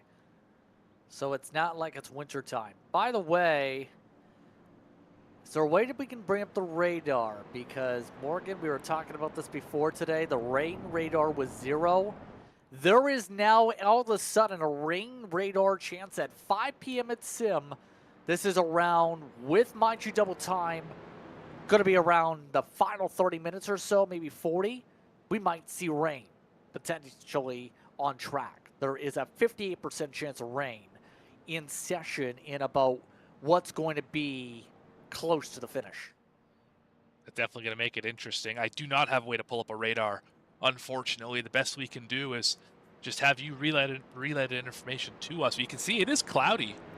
It started off as there's the partly cloudy part of it, but behind these drivers, definitely the clouds are starting to roll in, and that can only wreak havoc on the setups, as well as if it rains. That's definitely going to change the way this race flows. So I'm going to keep an eye on here. That's only about an hour away. And with double time, hour and 40 minutes, so that's hour 20 minutes, so that's going to be 80 minutes. Divide that by 2, 40 minutes. We'll see. Now on pit road. But that's not going to be the focus now. The weather is. The pit stops for the top 4 are. Rockefeller Racing takes the lead with this strategy over Texas Speed Sim. And a few others that had already topped off electing to follow suit. So looks like SRN Esports Gold will stay out. Beaver Moose will stay out. Big Promo will stay out.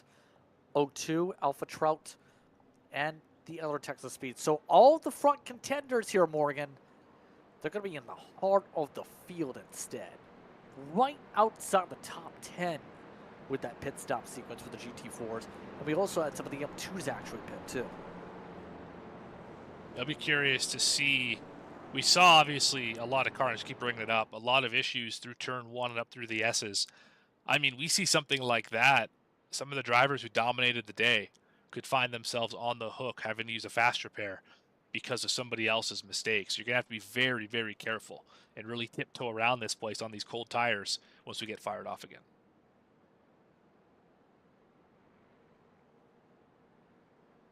Caution period keeps on going for the time being, so we're down to an hour and 21 minutes. This caution period so far has burned off, interestingly, almost 20 minutes. Here's an interesting thought process too, because the fuel margins being 35 to 45 minutes on the fuel runs, we're talking about, it's going to be a close 2-stop now. You're right. For a majority of the GT4s, if my math's correct. 1 stop for the two split. Yes. Some of the air teams are going to be split to a 2-stop. Others are not. Yeah, if you pit here, you should be able to 1-stop this if you're able to conserve a little bit of fuel.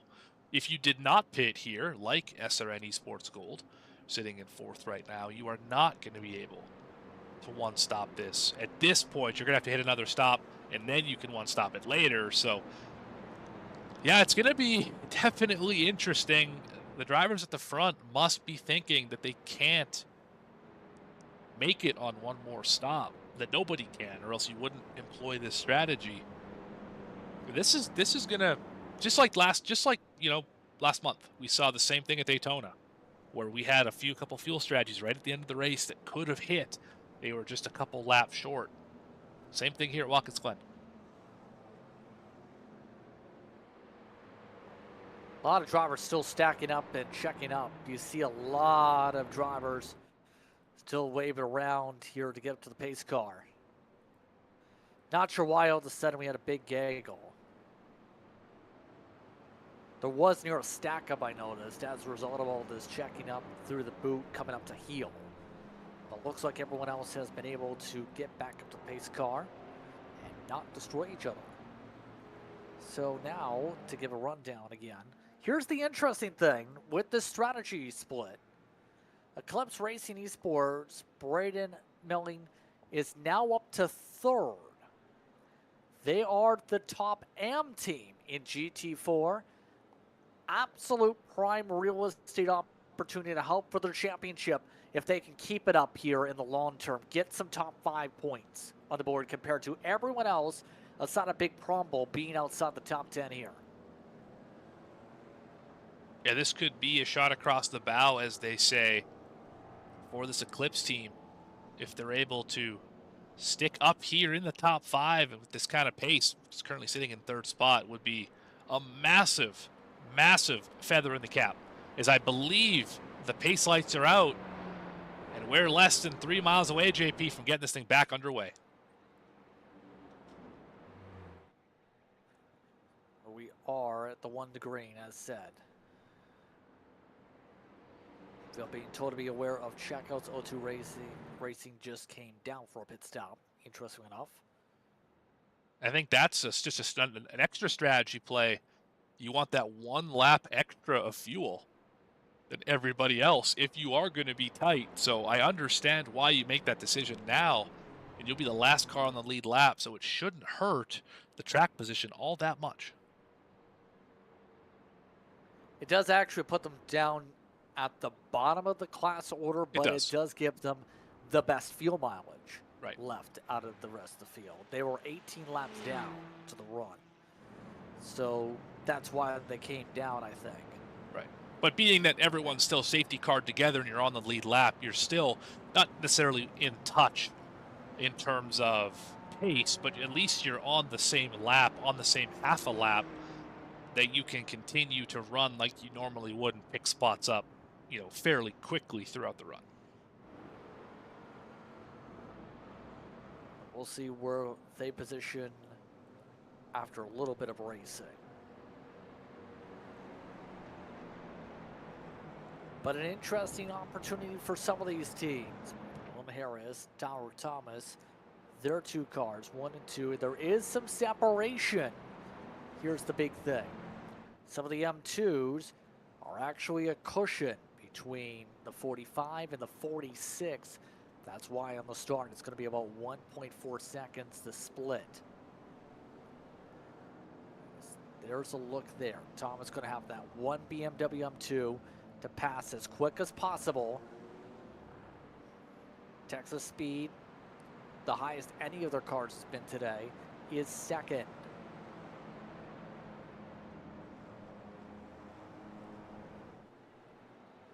We were just about running as to make their way out of the boot. The safety car will make its way to the safety of pit road. Hour and 15 minutes. And add an extra about 40 seconds by the time we get rolling here. Pace car is dropping down. Here we go. Green flag in hand. Cars lined up. Cars go zoom, cars go stack up. Let's go Yahtzee all the way down the front stretch. 4 wide to start, 3 wide up at the tippy top. SRN Esports amongst those streaking forward as we go 2 by 2 with the traffic. Now, what a mess. Everyone somehow able to work through there, but there's still slower class cars mixed in. Everyone works through the S's. So far, so good. Towards the bus stop.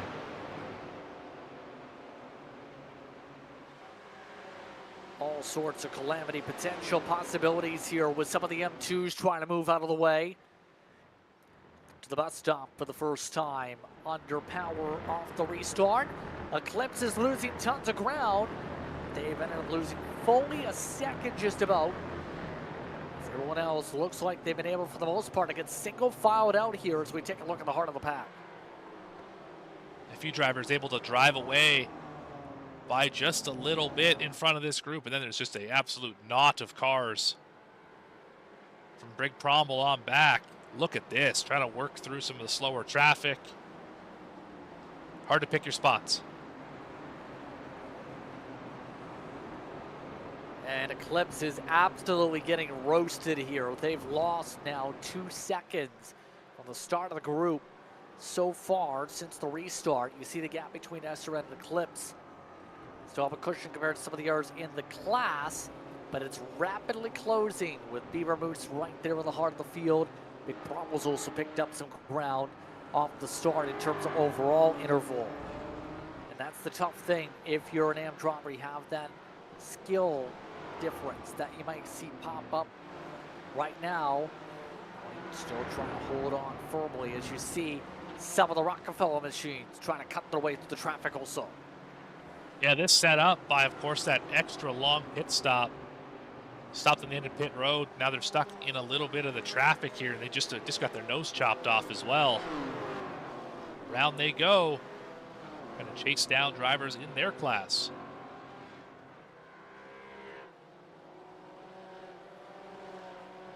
They're trying to dig as much as they can here. Looking at some of the air drivers here as they make their way down the straightaway. How about some slaloming? You have to take. That straight line difference you can see is very noticeable. Everything M2s. Here's a look at one of the Texas speeds. Able to get themselves on through. Still 7/10 back of the overall leader as they try and march ahead. But Kyle Bassett is pushing hard and pushing mightily to keep up with them as some of the air drivers have off tracks. Might have got a little bit of help here. See it through the bus stop. Driver getting swarmed by the faster class. Is probably going to get a lot of help here.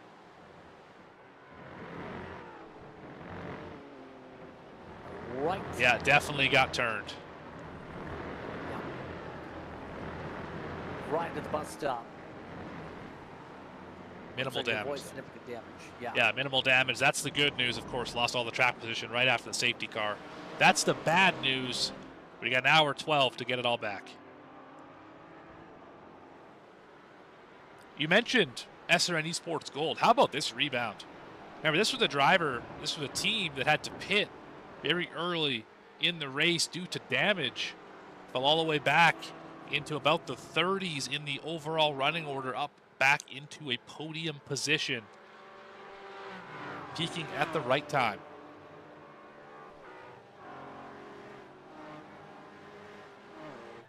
Doing a good job on the gain up. So we take a look once again with Rockefeller machines. Cut through. So we continue on. Good scroll from the flag stand. This is where you start to try and figure out where this pack is going to let you seat yourself down in the pecking order. Right now the Ron stuff already has a 3-second cushion in the M2 class. Michael Brooks is setting 2:01 flats. Everybody else is at least 3 to 5/10 slower a lap right now. Definitely helps. They were able to restart second in line. Didn't have any traffic to really contend with. Everyone able to get by them cleanly since there wasn't a big knot around them. And it definitely helped out as we have a drive to the inside. Get alongside in the 69 and around they go. Just minding their own business here as they battle a little bit with WIP. A little bit close there maybe to them, but shuffle back into the line for the time being. Everything's going for the rest of the class. So as we said, the wrong stuff has the advantage, but one of the teams to keep an eye on still is going to be middle of the pack. Pitts built up a cushion, but middle of the pack, specifically as Croc and Smooth operators, also keeping close in the respective intervals also. Some of those drivers separated by about a second apiece right now. See right now the 77 trying to come through. One of the Rockefeller racing cars, the 237, just had an issue. They just fell out with tech issues, believe. Yeah, I'm not sure what the issue was.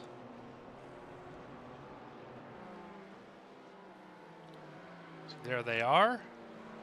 I think we're going to have a there they go moment here. Just a few seconds.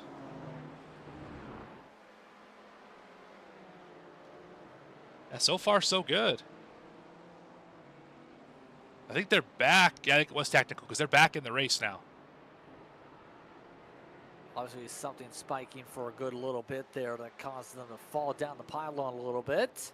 The off track at a turn one. Actually, it's no longer an off track, thank goodness. They, I think they fixed track limits at a turn number one, so you can go over the curb like every other racing series does. So no off track there as they use that runoff area. Pretty much a new rule of Watkins Glen. If it's paved, you can drive on it, which is a nice change of pace.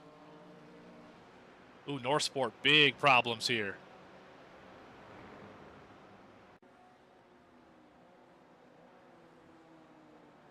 Look at this up the straightaway.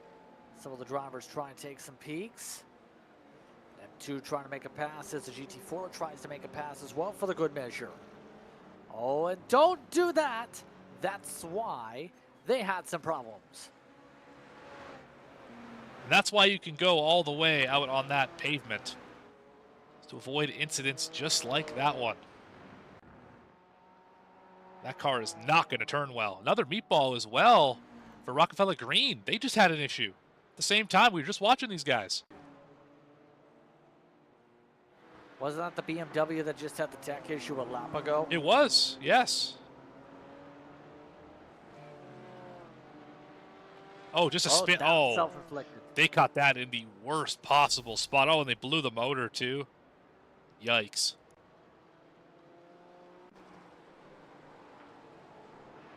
The other Rockefeller racing team pushing for second right now, trying to get that lead.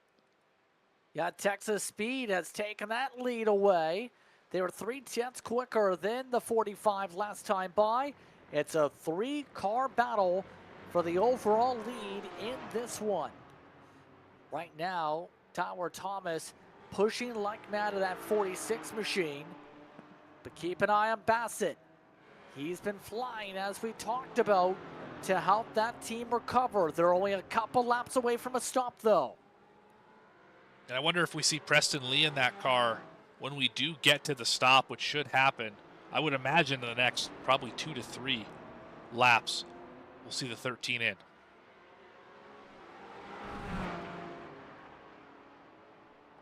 It'll be an opportunity to make a leapfrog here. We'll have to see for the lead. Oh, wow. See the difference with some of the others up the straightaway. Making away this time up to heel. Right now, one of the teams in this lineup is Alpha Trottia, Big Brombo that's still holding on. Second and AM, they've just about caught up to Eclipse. That's how much time they've dug compared to what the 135's done on the Plummet. Yeah, Eclipse definitely not having the most pace on this second stint, though. The track position's still there, still running in the 4th spot. You can see the gap all the way in front of them here. Well, you can't because of the hill, but when we crest the hill into turn 1, there's still nobody there. Esther and Esports Gold is up there somewhere. There they are. Yep. Here comes Ascend on Eclipse. Matt Best on his recovery. Trying to make a move. Not able to find a way on the inside. Now getting chucked up in this battle. Keep in mind, they've lost 6 seconds to the overall leaders. That's how much the 135 has backed up the pace compared to them. 6/10 slower than the leaders last time by. The door opens up. Big mistake made by Braden Melling. And here comes everybody else as they streak to the inside. Crossed over for Beaver Moose. Oh, door got slammed. They're getting a little bit aggressive, trying to hold on. Keep that cushion over to the 191. But that cushion's only one car back now. Beaver Moose has to find a way to get around quickly here, Morgan, if they want to keep up with the rest of the class. Absolutely, and time is ticking away. Just over an hour left in this one. One more, maybe two more stops. We're getting down to the witching hour, as they call it in other places.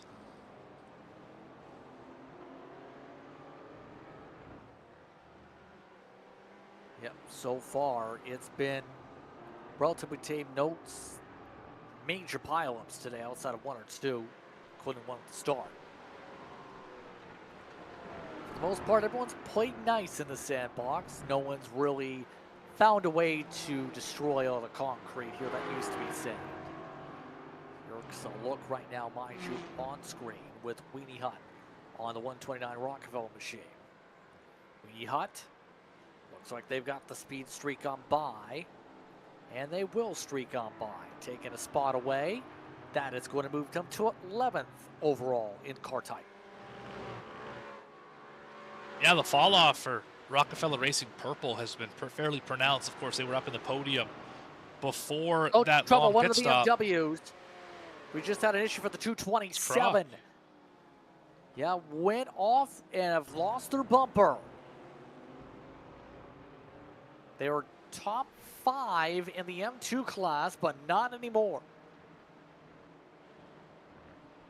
Penalty as well for Mad Sim Racing AlienAwards.net. Oh, just a big dive into the corner. I think that one was ill-advised. Got it one more time. That's the 157 behind him, I believe.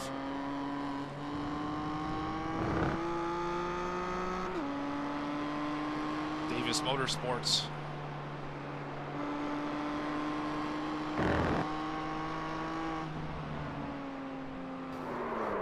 First time we've been in an incident too, like this. Yeah, just an uber aggressive dive into the corner, and of course, one driver's really going to pay the price for it. Yeah, they've had a few possible penalty lineups here. We'll have to see what post-race looks like with race control. Top 3 still trying to march around. They are near identical on pace here. But remember, the pit stop window is coming up. One stopper is the estimate on the lap count. Right now, 33 estimated to go for GT4. Each of these drivers are 16, 17 laps at least into the runs. Compare that to everybody else who pit. Here's the funny thing. A lot of those top teams that had elected to pit lost a lot of ground as well in the pit cycle for whatever reason to teams like WIP. Andrew Sharp and Rapid Theft, who seem to be in well control in this race, 18 seconds back right now of the lead as you see them make their way around the traffic. The first driver in the GT4s to hit pit road is on pit road right now. That's gear 5 in the 101. They were near the back of the field, but they believe they can make it on one more stop. So now they pit.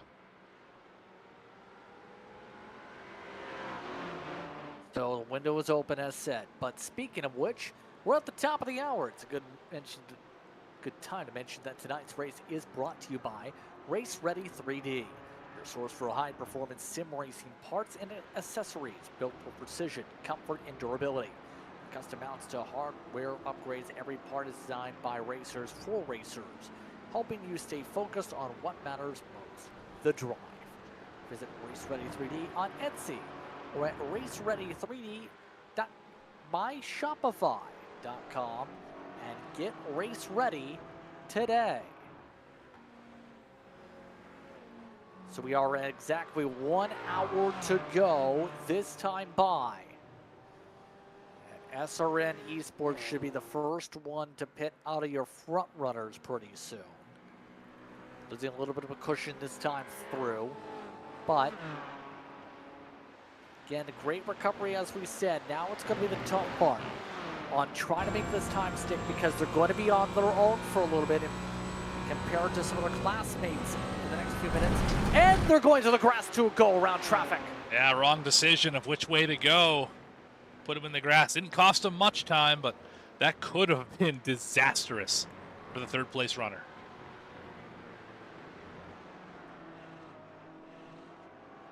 Could have been outright chaos, to say the least. Speaking of, what is happening a little further back, just outside the top 10? Yeah, remember things like Andrew Sharp's Rapid Theft Racing Machine. Yet to make a driver change, by the way. Still has to find a way to gain time. He's still 18 seconds back as Mitch.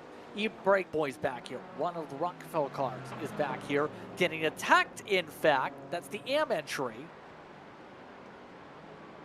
You have to be wondering if they're seeing red here because they picked the wrong strategy with so many other cars able to jump them. Far too early to say they picked the wrong strategy, though, JP. Remember, everyone in front of them has to pit twice still. They can theoretically pit only once, and that should leapfrog them about to the lead.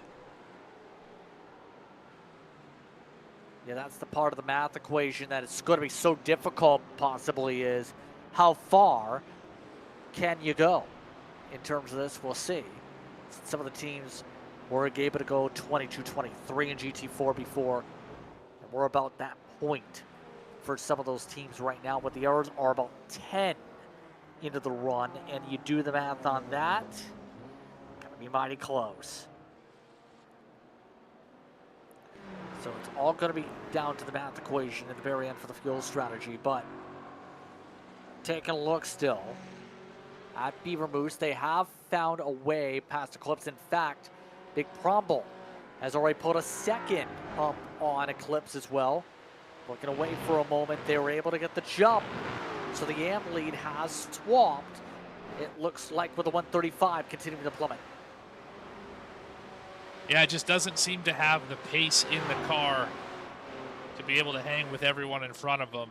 Doing a good job of just minimizing the damage, I should say. Like I said, they overdrive the exit of the bus stop a little bit there, a little bit more time, but they're doing a good job of not making it any worse than it is. They're just, oh, big crash! That's second in the race. Around goes the Rockefeller Racing 45. Blonde Harris, Tyler Thomas is also around. This is why this was for the lead. SRN Esports Gold has taken over the class lead because of the disaster up in the front. Let's see what happened as this mistake here sparks it. Just two drivers going for the same spot. Let's go back and look at that one more time. That's going to change things in a big way, JP. It's an absolute huge way. It all started with Texas Speed overrunning the corner. Then after the overrun, they stayed to the bottom, try and send it back in. No, door gets slammed to the face. And Esports Gold now has hit pit road. Interesting timing, but of course they're at the end of the fuel window. But now, this is where the fuel game comes into play for everybody else. Matt Best, he'll cycle up in front with that. Where he was trying to dig and close up what was a 3-second gap to the lead pack. Well, before everything imploded per se. And remember, this team has already had a crash today. Yeah, that list is definitely growing of drivers who have had issues in this race. Still has been a fairly clean race, as oh my goodness. Talk about a wad of cars. This is the absolute traffic jam in at its finest, isn't it? Mind you, some of the teams still work the way through, like Alpha Trout. Up at the top 5 now in the Porsche. some of the GR86s, a little bit of a tight window. To do so, by the way, victory lap in all of this is leading that class. Here's the thing though, Ballymore is second in GR86, but they are due to pit pretty soon. A big difference in that class on strategy. Team BRZ is the next one up. Steady State, who is the dominant team, they spent near 5 minutes in the pit lane when they took service under the caution. Or in the last pit stop, I should say, they did take regardless. Yeah, it was 11 laps ago. And whatever it was, definitely not what Steady State Speedworks was looking for, as they are well behind. They're still on the same lap as the leaders, but they are, yeah, something like 20 seconds, 30 seconds behind the leader in class. Still steady ways back, yeah. So this class has been flipped on its head, so to speak, because of that one circumstance. So strategy going to be the major talk. Ballymore now taking that lead for now. How about the wrong stuff? Saying this is exactly what happened last week. Just slowly and steadily doing their thing under the radar. 3 seconds in front. Scratch that, 9 seconds in front of the next car, who's just now exiting the boot section as we are heading into the final corner for the wrong stuff.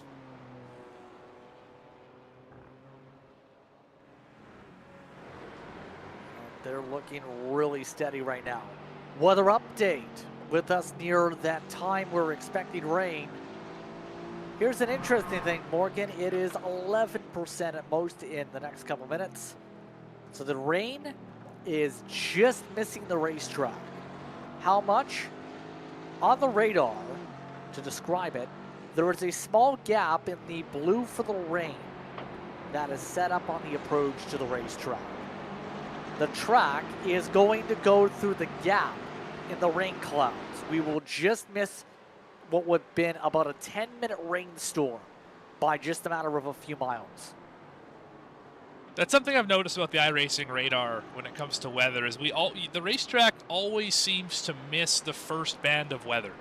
It seems to always split around the racetrack, and it makes it so that it's a little panic-inducing for the drivers who are, and strategists who are trying to figure out what the right move is. Usually it's the second or third wave that really gets you in terms of weather here, but looks like no rain on the radar. We did see the humidity jump up about 5%, meaning rain did get close, but just not quite.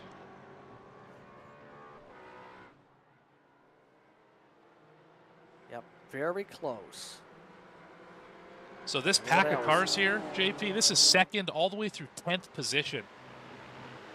Your leader is 9 seconds out in front. They're already in the bus stop. You can see there is Eclipse just now exiting the S's, and look at all the cars behind him not being able to find a way to get around them. Yeah, things have gone back and forth a little bit all of a sudden again with the Eclipse now back in front of Big Problem. That was the opposite way around, believe, a moment ago, but it's become a choo-choo train behind this 135 to say the very least. It's been a challenge to find a run to get around them here. And this has kind of pulled back the average pace just that extra little bit. And keep in mind, Alpha Trout in the heart of the pack was 4 or 5 tenths quicker than several of the cars in front. So this is now cascading on layers upon layers of faster cars having just no place to go. And the battle on that other strategy we were talking about earlier, drivers who can possibly one-stop it, WIP Racing leading that battle over Rapid Theft 65. You see that that Mustang and the McLaren right behind him. Those are the cars battling for that lead of the group, if you will, back here, 7th and 8th position.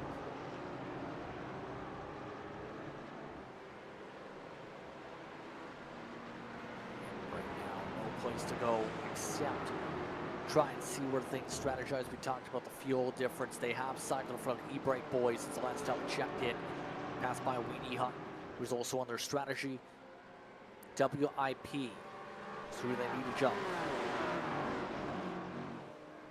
Take a look as the rest of the drivers try and find a way around some of the overlays. Beaver Moose still marching the way around.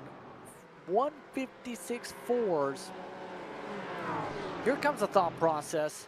Is this just the average raw speed we're seeing from some of these drivers, or are they saving? Compare that to some of the errors we talked on the different cycle. They're about to spar because Rapid Theft is right on the doorstep of WIP. Shank versus Sharp for the net advantage on their strategy.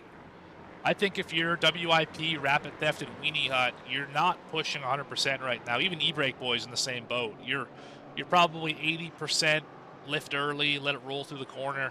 Just try and save a little bit of fuel to make yourself comfortable on the strategy. I say that, and we got to dive here for the lead of the strategy. As Sharp making an aggressive move.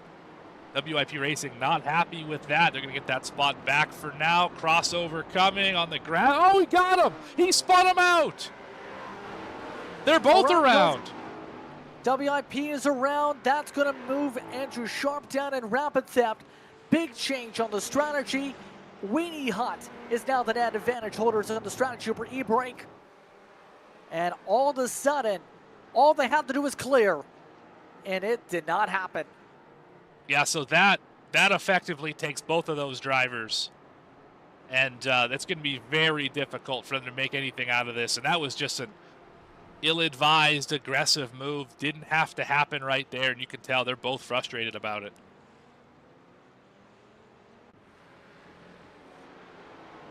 That's going to be very costly as the window had just opened this time too, funnily enough, for a lot of those other drivers.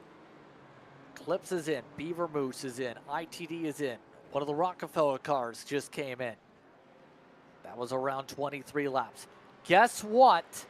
Estimated laps is going to be close for some of the classes. About 23 for some of the GR86s. It's 26 coming to 25 for the GT4.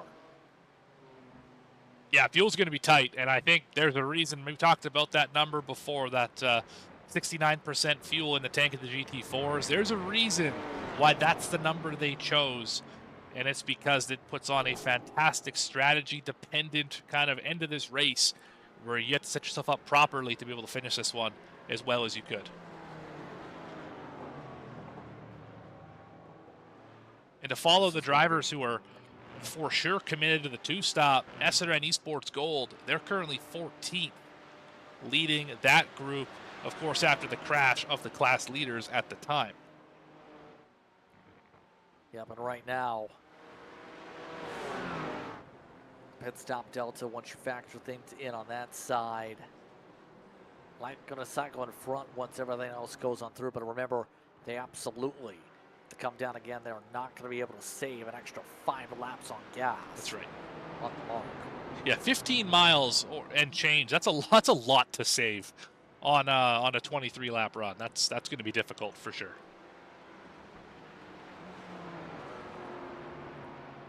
Texas Speed, Matt Best is in. They were the leaders. They went 24. So this is going to put them 1 lap shy of the number. Looks like Big Bromble is also coming down. Alpha Trout is in the best spot with this to still be in position on the 1 stop from here on out, including their stop coming up. Weenie Hut, 4 lap difference behind them. E-Brake Boys also in that pack. So these 3 have now entered the forefront for the conversation. I think we can mark it down. We saw the same thing last week. Alpha Trout. We've had another crash. Rapid Theft and WIP have crashed again. The 2 of them have made contact into the 90. You see some of the pit service now, but it's the 65 that just went around again. Absolutely right there. We're going to see it down here into turn number 1.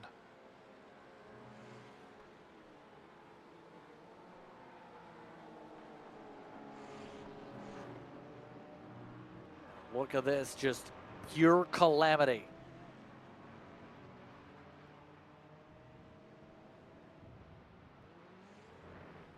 And that's going to be definitely looked at. You would have to think, would that be the second bit of contact?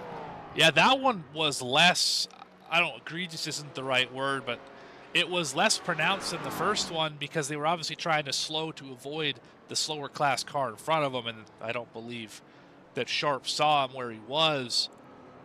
Yeah, that's a tough one for those drivers. But like I was saying before, we can mark it down. Same thing happened last week. Alpha Trout, they get the best fuel mileage of any of these GT4s out here. They can consistently go a lap or two longer than everybody else. And today, unlike last week, this might pay dividends for them.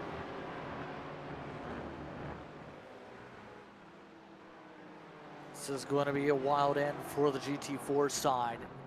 Oh, big contact for Weenie Hut. Oh boy. That was with more of the traffic again, wasn't it? Yeah, they nailed the outside wall coming off the final corner.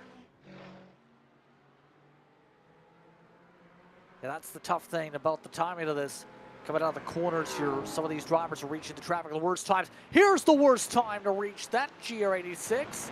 That opens up the door still for Alpha Trout, who missed the corner on the S's. Side by side of the hillside. Now it's Weenie Hut up to the point, taking advantage as Alpha Trout had to slow up.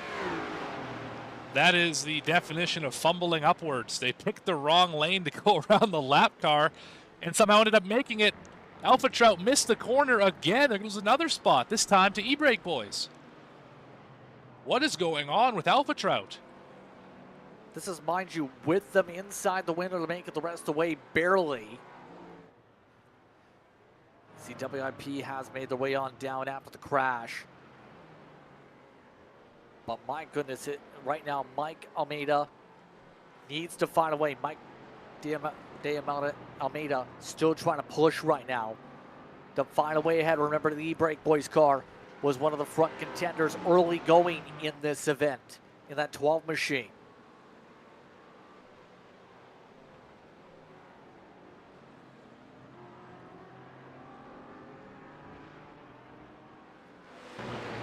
Keep you updated on the other classes. The Wrong Stuff continues to pull out their lead. 10 seconds ahead of middle of the pack racing. Then Victory Lap currently leading the way in the GR86 is another 10-second lead over Team BRZ. Their window opened up a little bit ago because Ballymore and Caboose Crew both came down for their respective pit stops. That's going to be the interesting mark, is how far will they end up going? Because for Ballymore, they were upwards of 30-plus laps on their fuel run in their circumstance. And remember, they're going to be about 4 laps shorter on the amount of laps they'll have to run. Yeah, I would imagine any of those drivers in the 86s could pit now and make it to the end. It's just really, when do you want to pit? Oh, big Eclipse is around. Oh, backed in front of traffic. Oh, that was scary. Okay, we'll catch that one in a minute. My goodness, that was just about calamity for 4 or 5 cars. Here into the final corner. I don't know if they expected that car to pit, but they're stopped in front of traffic. This is not a good spot to do this. No. Yeah, look at that. They did pit, by the way. I wonder why. But it was 19 laps into the run, so that'll get them to the end. Probably. But yes, it's a 2-car run up front, though, with the pit stop coming up. Weenie Hut, last time through, 7/10 quicker than E-Brake Boys. Alpha Trout, something's just gone sour with that car or something. They are falling off a full second plus to the leaders. They could just be at the very end of them trying to save. I think they're in this time. Yeah, they took the... Oh, there's the rain. The rain is here. To the radar. Oh, where did the rain come from? Oh, that gap immediately closed right next to the racetrack. How funny that can happen. Good thing we're not meteorologists. It went from 0% to 100% just this second. Let's bring that weather back up on the screen here. Light rain. How's this going to impact the final 40 minutes? The rain was showing at 0% until right this moment. With a meatball flag, potentially rain induced. What happened here? This was in the bus stop.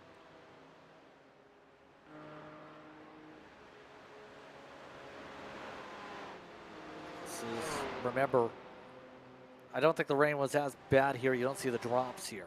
I think it was only in penultimate and the final corner, not here in the bus stop. But regardless,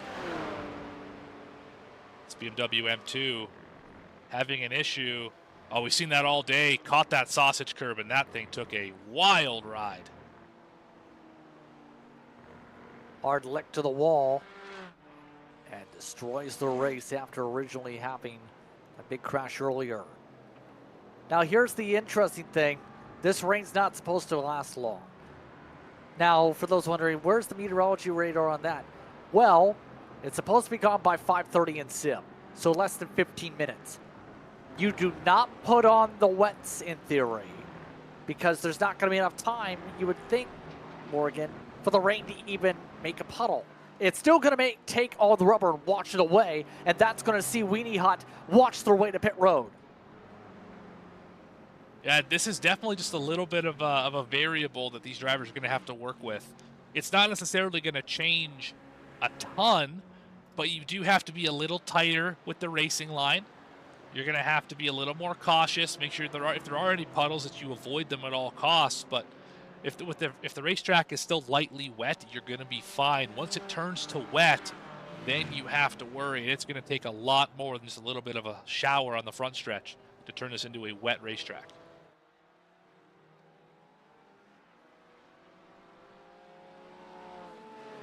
Now, with that window now taken up, E-Brake boys pushing as far as they can here. Alpha Trout, they've already taken their service. Here's the thing though, they cycled behind a car that spun. Yeah, they cycled behind Eclipse, who, remember, had to back up across the racetrack. That's how much the time has just completely fallen to the wayside for them. And they've now lost touch to the 135. Not sure how they lose that much time. Remember, Eclipse had lost oodles of time in the first place. But up front, Weenie Hut, 10 seconds back of SRN, 9 seconds difference.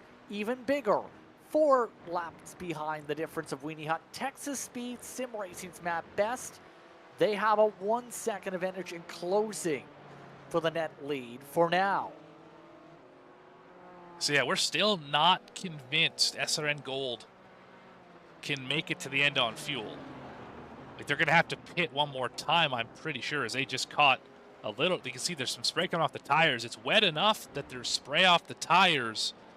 That's probably hurting the overall grip of these cars. As let's ride on board here and see what Kyle Bass has got to deal with. When talking with people in real life about the racing factor in the rain, some say it's fun, some say it's terrifying if you don't have the visibility. It's not treacherous on the visibility in the sim like it is in real life. I will say, from what we've seen in real life camps with some of these cars in the real life. But I will say this. Oh, it's still where you lose that factor of grip. Just crashed. Good point. You know why? The rain? They lost the grip. Yeah, you see them slide around, and they snapped around. Oh, they got damaged too. Like a fish out of water. E-Brake boys is in pit road, by the way. Let's take a look once again. I think we're going to see the left front just get bound up on the curb and pull this car around. Left front or the right front? Right front. Right front. Oh no, they didn't touch the curb, just a bobble. Yeah, that's from the rain, I think, a little bit. It's not going to be enough to hydroplane, cause any puddles up. But it's going to be enough to make it much difficult on slicks, because with the rain tires, they have channels for the water to cut through the tires, so to speak. Right. not with these here. So a lot of these drivers going to have to be careful here where you're going to have that extra bit of unpredictability. You would have to think here with less than 35 minutes to go. And those rain tires are just generally softer compound of rubber than these harder racing slicks. So that also plays a factor into why they're so good in the rain, but not good in the dry because they tear apart. Yeah, I am with you, though. There's no reason to bring it down pit road and pit here. I just don't think the rain's going to be enough to where it's going to go wet. Some drivers have chosen to put wet tires on. Royalty Racing, O2 Racing, Davis Motorsports. The wrong stuff actually is on. They're on wet tires as well, and their lead is gone. That whole 9-second lead disappeared as the Wall fanboys are still on the slicks. That's risky. You know why? First of all, the radar says the rain's about to stop in a couple minutes. Second, it's not wet enough for the time difference to go to the wets. That now sees Wall fanboys zip to the lead. This track, if it dries quick enough, is going to still stay slick advantage. That might have been a fumble, but here's the thing. 22 laps down, Wall fanboys does have to come in. So here's the major thing. Does the wrong stuff have the speed to keep what's going to be a 10-second buffer over the team that's first on slicks, Smooth Operators? Yeah, that's the question. That's the question. It's going to be difficult to tell, but yeah, I don't know. I don't know about that one. I just don't see why you put the wet. I know it's raining. I know it's wet on the racetrack, but we're still at lightly wet, right? It's not even showing as lightly raining anymore. It's still showing as just a humidity indicator, meaning it's effectively finished raining as the drops start to fall, of course. The radar just passed by. It's no longer in the blue. Yeah, I think everyone who put wet tires on here, they are going to realize they made a mistake. And in a hurry here with still half an hour left in this race. And here's the thing. With rain tires, they overheat very much. Quickly. Yeah, that's the soft compound I was talking about. Yeah, exactly. So this is where that time is going to fall off like mad for some. Up front, Texas Speed still holds on to what's now the overall lead. E-Brake Boys cycle to 4th, by the way. 11 seconds back, though. Weenie Hut, 10 seconds back. And here's the thing about Matt Best. He might be able to make it here. It's going to be close. He's about 17 estimated laps to go. And right now, this window, in theory, would put him right at the top of the 24 if he's able to stretch it. Yeah, it's going to be tight, certainly. For Texas Speed Sim Racing Blue, Weenie Hut can make it. E-Brake Boys can make it. ITD and Eclipse are, I think, right on the edge. Prombo and Texas Speed should be able to make it. SRN Esports, there's no chance they can make it. They're going to be at least 6 laps short here on fuel, and I think that's going to spoil what was a really solid day. They could short pit and probably take away some of the time lost, but I mean, they picked the wrong strategy here, it looks like.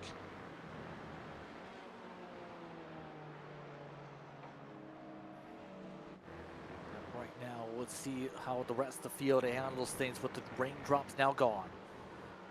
It's now down to, as you said, 0% on the radars. But right now, Alonso's making some moves. Eclipse trying to find the high side to keep up with ITD.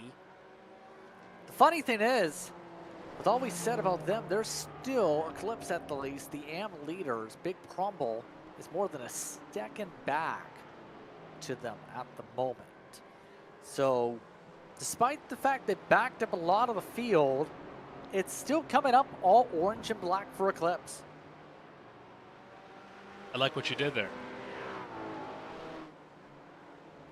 Yes. Should make note, a few drivers who put wets on have re-pit to put slicks on now that the rain has stopped. O2 Racing.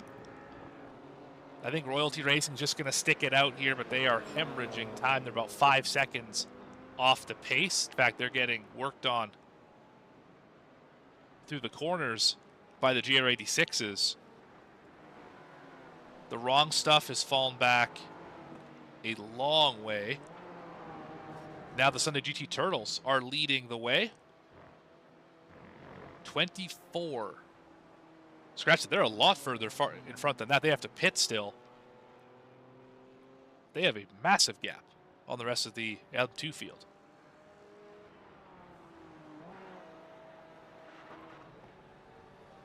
And so now this is where we expect the Wall fanboys to have to come down, by the way. Middle of the pack racing. Just enter pit road. They also put on the wets. They just threw away so many points here, the M2, with this choice. And that's the risk they... Yeah, they put the slicks back on. It was going to rain. This is, yeah, this is why you have to follow the radar, as we were just talking about. So, now the thing is going to be, as we take a look here, some of the drivers up front with SRN right now scored in front of Texas Speed all of a sudden. Kyle Bassett, we know, has to come down. We know Matt Best is saving. The rest of these drivers are fighting. E-Brake boys battling for third. This could be for second by the thing cycle.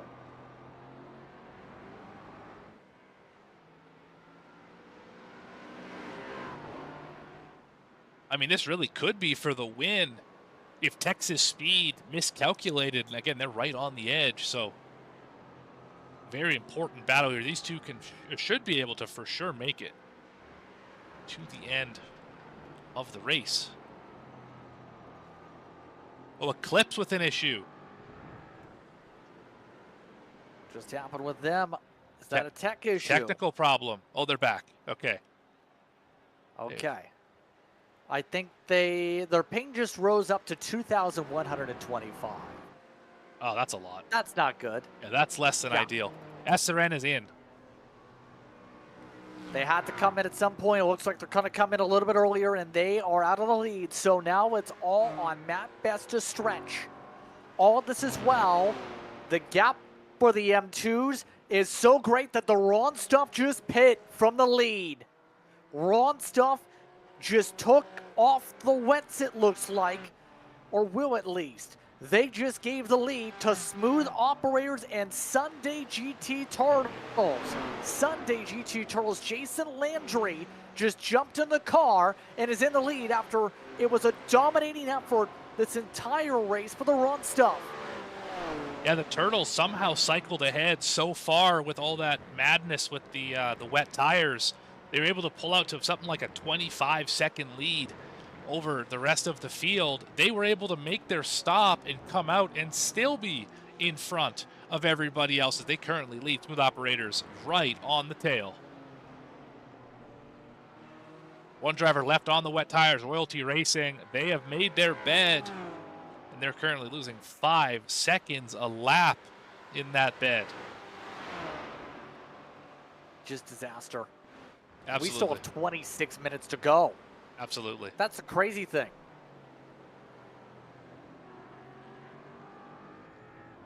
So right now, nerves are high for some. These teams you see here can make it.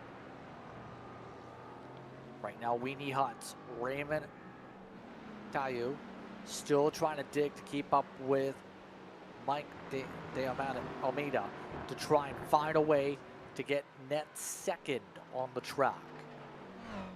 And this has been an impressive drive. Weenie Hut in the early going for the competition caution was at the edge of the top 10 in the teens mostly. Since then, they picked the right strategy and have been able to prove if you get in the right spot for track position, you can thrive. Yeah, clean air and just being able to be the aggressor through traffic has really paid dividends for this Weenie Hut Mustang. They've really showed that once you get that track position, we saw it last week or last month as well, that when a driver kind of new to the top 5 gets track position, it's very difficult to get them to lose that track position. Talked about Eclipse earlier too. I mean, they're still hanging out in 5th, even though they at one point were leading the train, clearly holding up a lot of the field. They're still in the top 5 spot. I mean, track position is hard to gain here, and it's hard to lose if you don't make mistakes.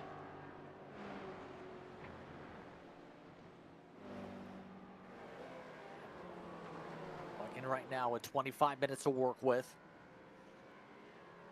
As things stand here.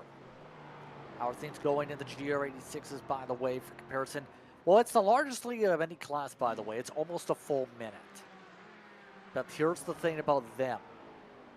Victory lap is going to have to come in. You also see some of the errors, like you have Beaver. See them grouped together in their respective pack. So this is the thing about some of the way things are cycling here. Is some of the drivers really have put themselves in a bind here based on their slots in the pack here. It's a good time to mention though, as we're in the final 30 minutes or so. You have one more partner we'd like to give a shout out to here tonight. Ready to hit the track? The Rookie Racing Rentals program is your starting line. Stop dreaming and start driving. We make it easy for new racers to get behind the wheel. To book your rental, contact our team details in the description below. So right now, these competitors ready to see where things slot by the very end with the timing of things, but getting to that discussion for some. At best, gonna have to be in save mode. You see some of the top GR86s with them as well. Victory lap still owes a pit stop, you'd have to think, based on the time. The thing is, Steady State is actually in a battle with Ballymore and Team BRZ. This is what could be for the win. Yeah, it's going to be tight because Victory Lap is about a minute ahead. So even with the pit stop, there's a reasonable chance they still come out in front. They've got to figure out a way to sort themselves quickly. Here is Nick Beda. He's trying to make a pass on the high side. Right now, Tyler Vietanen trying to find a way to hold on, but he'll cycle behind the Steady State machine. Steady State takes over second. And now they try and defend. Remember, Steady State, before the comp caution, had been the team to beat in the early going compared to Victory Lap. And now they have to try and hold back the pressure.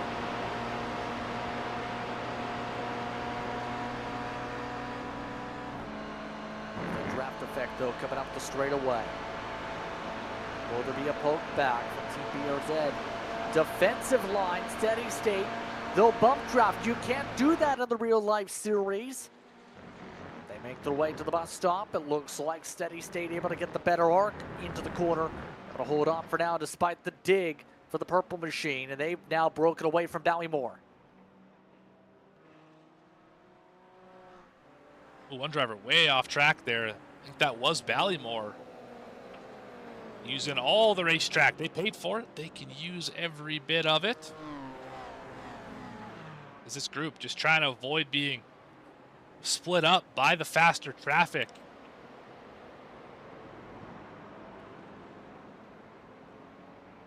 It's going to be so important to time this up right with some of the traffic going to break them up into splinters here.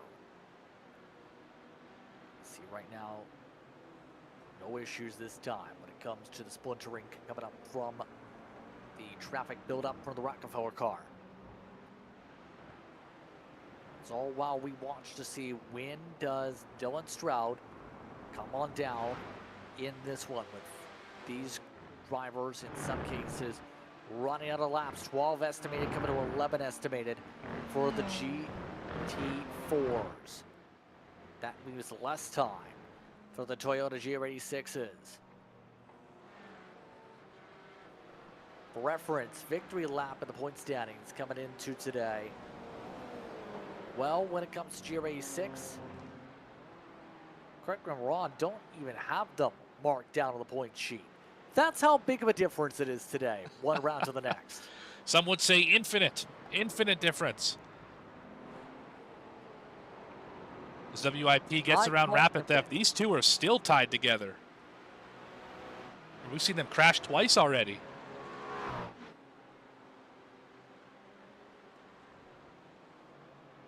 Yeah, right now, we'll see if they handle things with the oven mitts or the boxing gloves. It's been ugly for the races after what was likely going to be for the win in their cases, just outright collapsing.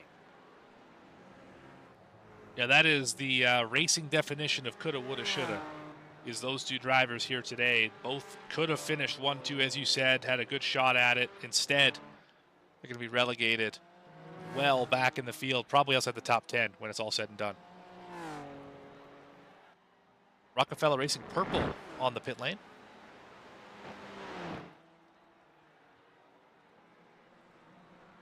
Yep, Rockefeller Racing's 129 coming down for their final service.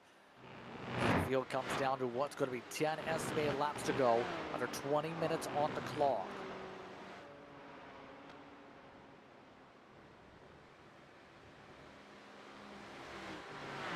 All this is wow, as things stay separated up at the front for the lead by 5 seconds. We'll say, as we still see some of the other trains as they work their way through, this battle has heated up for AM. Stephen Kelly for Big Prombo has closed this gap. It's 3/10 quicker last time, was 4/10 quicker the past 5 laps on the average. And we know how Big Prombo started things off with the most points of the class last time. Have a 3-point advantage coming into today over Eclipse. They look to swing the gap even bigger if they can make this pass here. A big shout out to the AM drivers leading their class, being up in the top 5, top 6 of the overall GT4s. That's pretty impressive. They're really showing a lot of speed, really showing a lot of consistency here today. So props to both those drivers.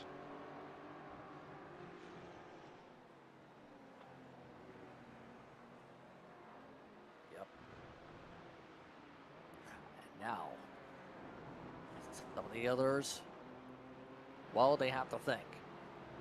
Could have been. You have to wonder. By the way, new fastest lap of the race, B4D Pink has recovered to 8th from all the chaos they've had today. John Lauzon, good recovery. That team was amongst those involved in the early chaos we mentioned. Able to bounce back to a decent run as they're right behind that swamp for the AM lead. Big Prombo to the point. Yeah, aggressive move into the bus stop. Made it work. Now that gap grows just a little bit.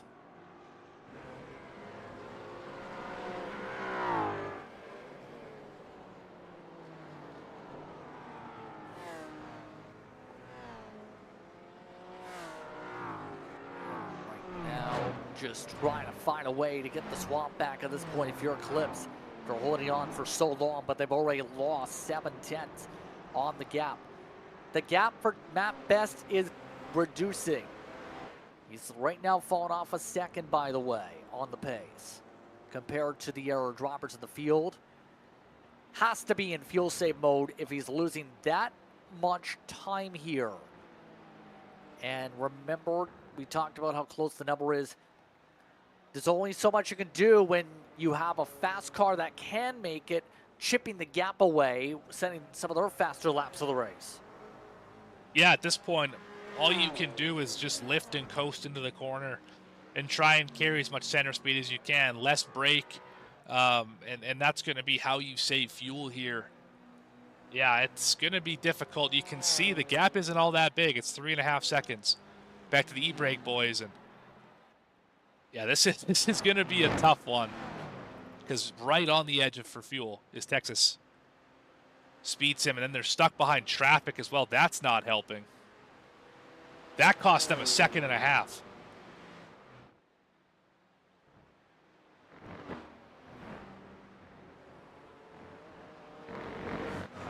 Now, try and sort out fast what they can do here, especially with the traffic coming into play. But now, see some of the GR86s still battling suit.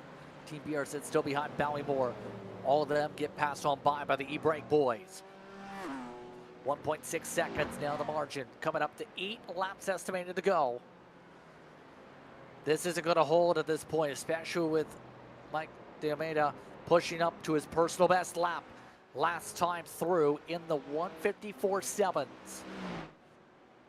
This is going to be interesting to the end and how this move gets done. But remember, we saw this at the end of the, just before that safety car came out, with Sharp clearly faster, not able to get around because of the defense that was played. Will we see the same thing here? Or can the E-Brake boys find a way around and get this win here in Watkins Glen? Oh, SRN Esports Gold with the crash. Let's take a look what happened to them. What is this going to be? The Rapid Theft car? Sharp got him.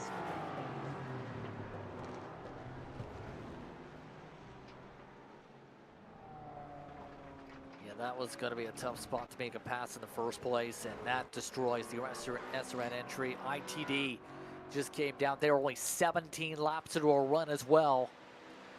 They had to come in now 5 times for pit stops. But the lead has swapped. E-Brake Boys is in the lead with less than 15 minutes to go. Yeah, you have to wonder if the fuel mileage is holding back Texas Speed Sim Blue, or if it's just a pace concern. I doubt it's pace. I mean, they're 4 seconds off. They're 4 seconds slow right now. It's got to be fuel. But still, this is going to be a net positive for how they were running pre-safety car. So I think all in all, still a good move as long as they can make it.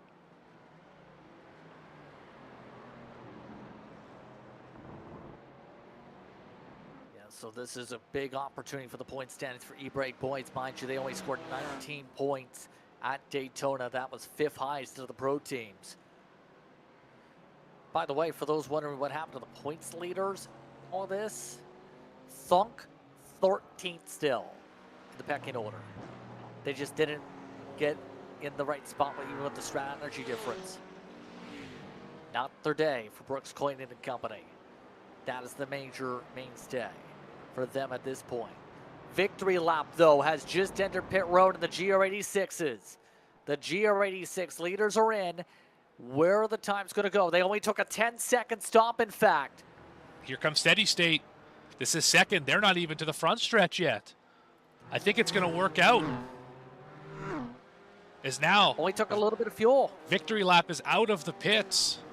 Steady State's not even to start finish line yet. I think that probably is game over for the 86s. Solar's on pit road. What a game with the fuel, to say the very least. So that class likely secured up here. Eclipse had to pit after 18 laps. So that was in your battle for the AM lead. Oh, that's a crash. There goes Texas Speed Sim. Huge contact as it slides off one of the GR86s, and that was victory lap. Oh, no. Victory lap just had contact with Texas Speed. Oh, no. And the GR86 class just had an implosion. Wow, we're going to see this one from high above. It's just a case of trying to pass the lap car, and there's just not enough room given. And that's going to take out first in the 86s and second in the GT4s. Oh, calamity at the end of Watkins Glen. Here comes the question. Victory lap is still in the lead. Are they going to be able to keep it? Gap How 6 bad's any seconds. damage? I don't think it's all that bad. I mean, they didn't hit anything other than obviously the car. I don't see any damage on the nose. I think they might have got away with this one unscathed. SRN Esports still fighting the meatball flag.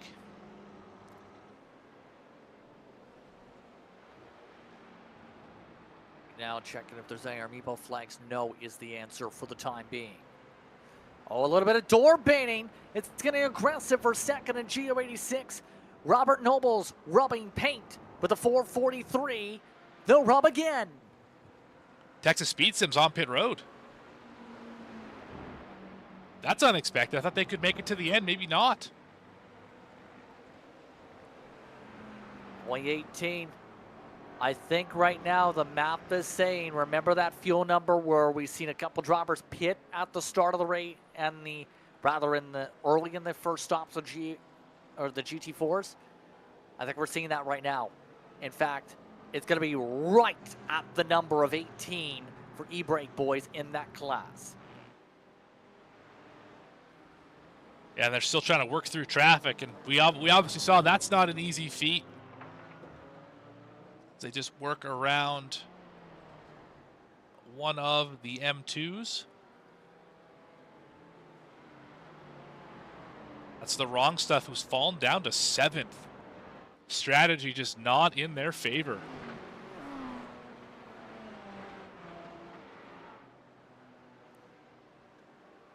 It's really turned into a strategy race just by the matter of a minute or two. Some of the others, as they work their way through, it's starting to get really dark out here. This isn't a track really with lights, mind you. This is amongst some of the M2s, a little bit of argy-barginess. Maximum effort, Le Pit Club, still battling it out. This is top 3 in the class. Sunday GT Turtles has already secured the class after not being in the conversation all day, but it's still not done for these two. There's the pass by Derek Tyndall. The 242 up to 3rd, or up into, rather, that's maximum effort, I should say, 282 to 3rd. Yeah, great pass in the closing minutes. How about BD4 Pink could secure a podium after being a non-factor all day? As Big Promble's on pit road. They need a little last-minute fuel. Beaver Moose as well cannot make it to the end. Texas Speed Blue. Scratch it, they're still on the racetrack. Of course, they pit just a few laps ago. 8 minutes left. We're still not sure. Thonk just got a black flag for pitting in. They sped on pit road. Wow. That's not great for them, to say the least, and I think that just emphasizes how this fuel mark is for a lot of drivers now, with only 8 minutes less than that, in fact, to go. See right now, some of the drivers, like the Ron stuff, could have been a much better day in the very end if it wasn't for the wet tires. Then these two, yet again, Rapid Theft's made a driver change, by the way, now to Jared Farewell. How will this go? Oh, crash! He just got caught up in an accident. Well, that does it. My goodness. They've just not done well when attracted near each other again. So this time it wasn't contact with each other. A GR86 off the top rope, if you will. Watch this. Out of nowhere. Boom.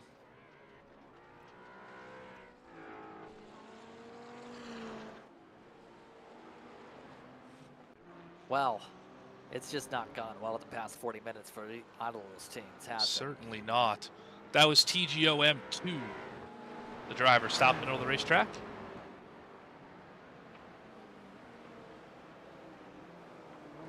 Running to the final moments here as we take a look. See where the rest of these M2s now get situated. This is the battle that we're talking about before with Brian Zinn, Blake Phillips. Still close to each other. Good day for Phillips, we'll say, for the point sheet. After all, their team did not score any points last round. Speaking of the points for the M2s, big swing with the Ron stuff situation. Sunday Turtles going to make it very close to the championship fight as a result of today. With how things have gone with the pit strategy. The Ron stuff's buffer gets cut basically to near nothing. I mean, what a come out of nowhere potential win we're seeing here from the Sunday GT Turtles. I mean, they weren't even in the conversation for most of this race. Wasn't until that brief rain shower caught out some of the leaders on the wet tires, and all of a sudden Sunday GT Turtles find themselves up at the front. Massive change.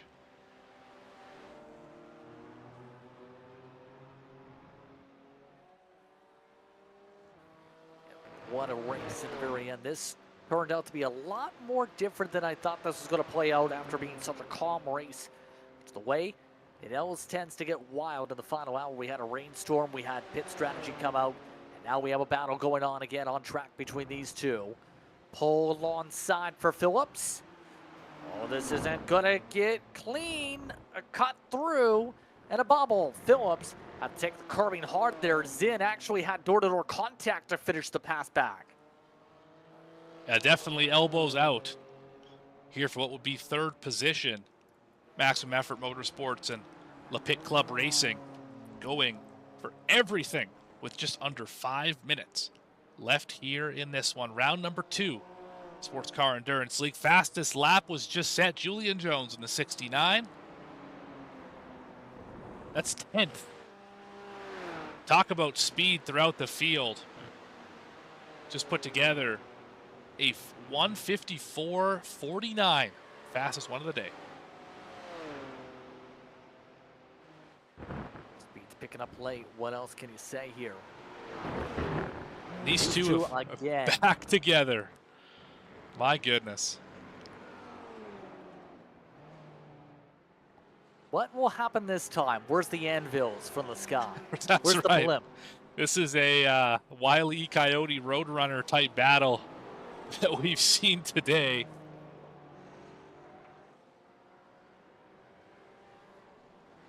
There's only so many times they can overlap before there's absolute carnage yet again. Julian Phillips probably wondering, what can I do to dodge this? Discussion between these two teams is going to be pretty hectic probably by the end of the day today. Yeah, I imagine there will be some courageous conversations after this one. Sure, let's call it that. I say heated, but it's under 3 minutes to work with. No major dive bombs amongst them. Gear 5 has just come on down, finish up a service. Steady State did hold on to the lead over Ballymore after all the chaos in BRZ, so that gap did not close up in the GR86s. So things have held firm despite getting crashed. It looks like they'll survive and still make it out on the fuel window just right, with 2 estimated to go for the GR86s. Yeah, victory lap. I think they, Texas Speed Sim on pit road again. That's White. That's the other team. WIP just lost a couple spots. Got to wonder if there was more contact here. They were leading the train. Now they're behind everybody else here. Has to do something, I think, with Julian Jones, who already passed by one of them. Oh, a little 3 wide action here. No contact there, though. It was close. Just put on the outside. Just had to get with the time. Coming up to the final moments now. Look at the ground they've lost already. It's 3 seconds. Oh, they're tight on fuel. I think they're about to run out of gas. That's what it is. They're tight on fuel.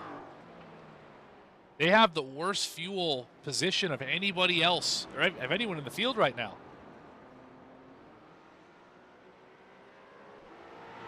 This is not going to make very much so the best window here. We're down to the final minute. Lead coming up to the final lap, if not already here. E-brake boys up by 10 seconds right now, with Weenie Hut trying to stretch the gas. 44 seconds left on the clock. E-brake boys ready to just close it out. The driver's praying for a white flag right now. Just get 1 lap to the finish. Look at the gaggle in front of these guys. Not what the leader wants to see with 30 seconds to go. Just to stay out of trouble and march it on home from here. E-brake boys started this race down in about 7th. But we're able to get on the right strategy. and make it stand. With different fuel attempts for the pit stops, but better yet, being able to undercut compared to everybody else right before the competition caution. They'll see the checker flag when they come across the stripe here, and a chance to score some massive points in the pro standings after a top 5 showing in class in Daytona. Eclipse Lunar on pit road on the white flag. Things have really gone the wrong way for some of those Eclipse cars for the battle for the AM class. But up at the top of the board, the 12 will come through the final corners, through 10, up to 11. E-brake boys were able to pick the right strategy and make it work. Checker flag waves with a C in traffic in front. It's E-brake boys who wins in GT4 Pro.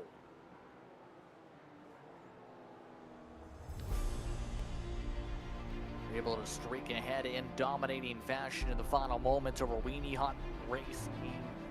B4D Pink, with everything standing, still gets a podium. And hold on, there's still cars on track. It's a little early to burn out. But we can already tell you a vast majority of the M2s have already crossed the stripe. Jason Landry has not yet. Neither has Victory Lap, who has been reeled in on the final lap by Steady State. Let's take a look here. This is for the GR86 lead. Dylan Stroud going defensive, heading into the corner, trying to hold on through heel. Here comes the run, though, from the outside. It's a couple of tests we've seen today from the blue Steady State machine.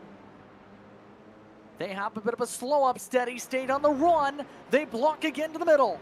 Here comes the poke to the inside by Nick Beta. He makes contact. They bump. They bang. Side by side for the GR86 victory. Victory Lap holds on in the final corner. One more chance for Steady State. It's a drag race. Up at the stripe. It is. Maybe Victory Lap it is. They do hold on.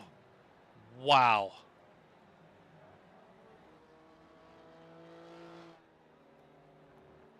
So Dylan Stroud is able to hold on.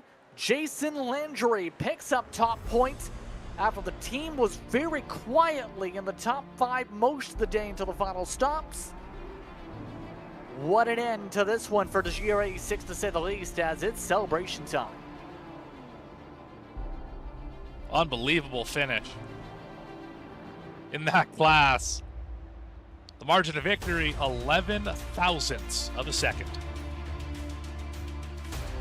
Dylan Stroud just able to hold on.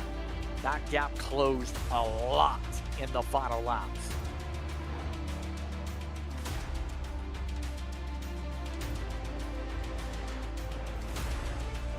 Now it's celebration time.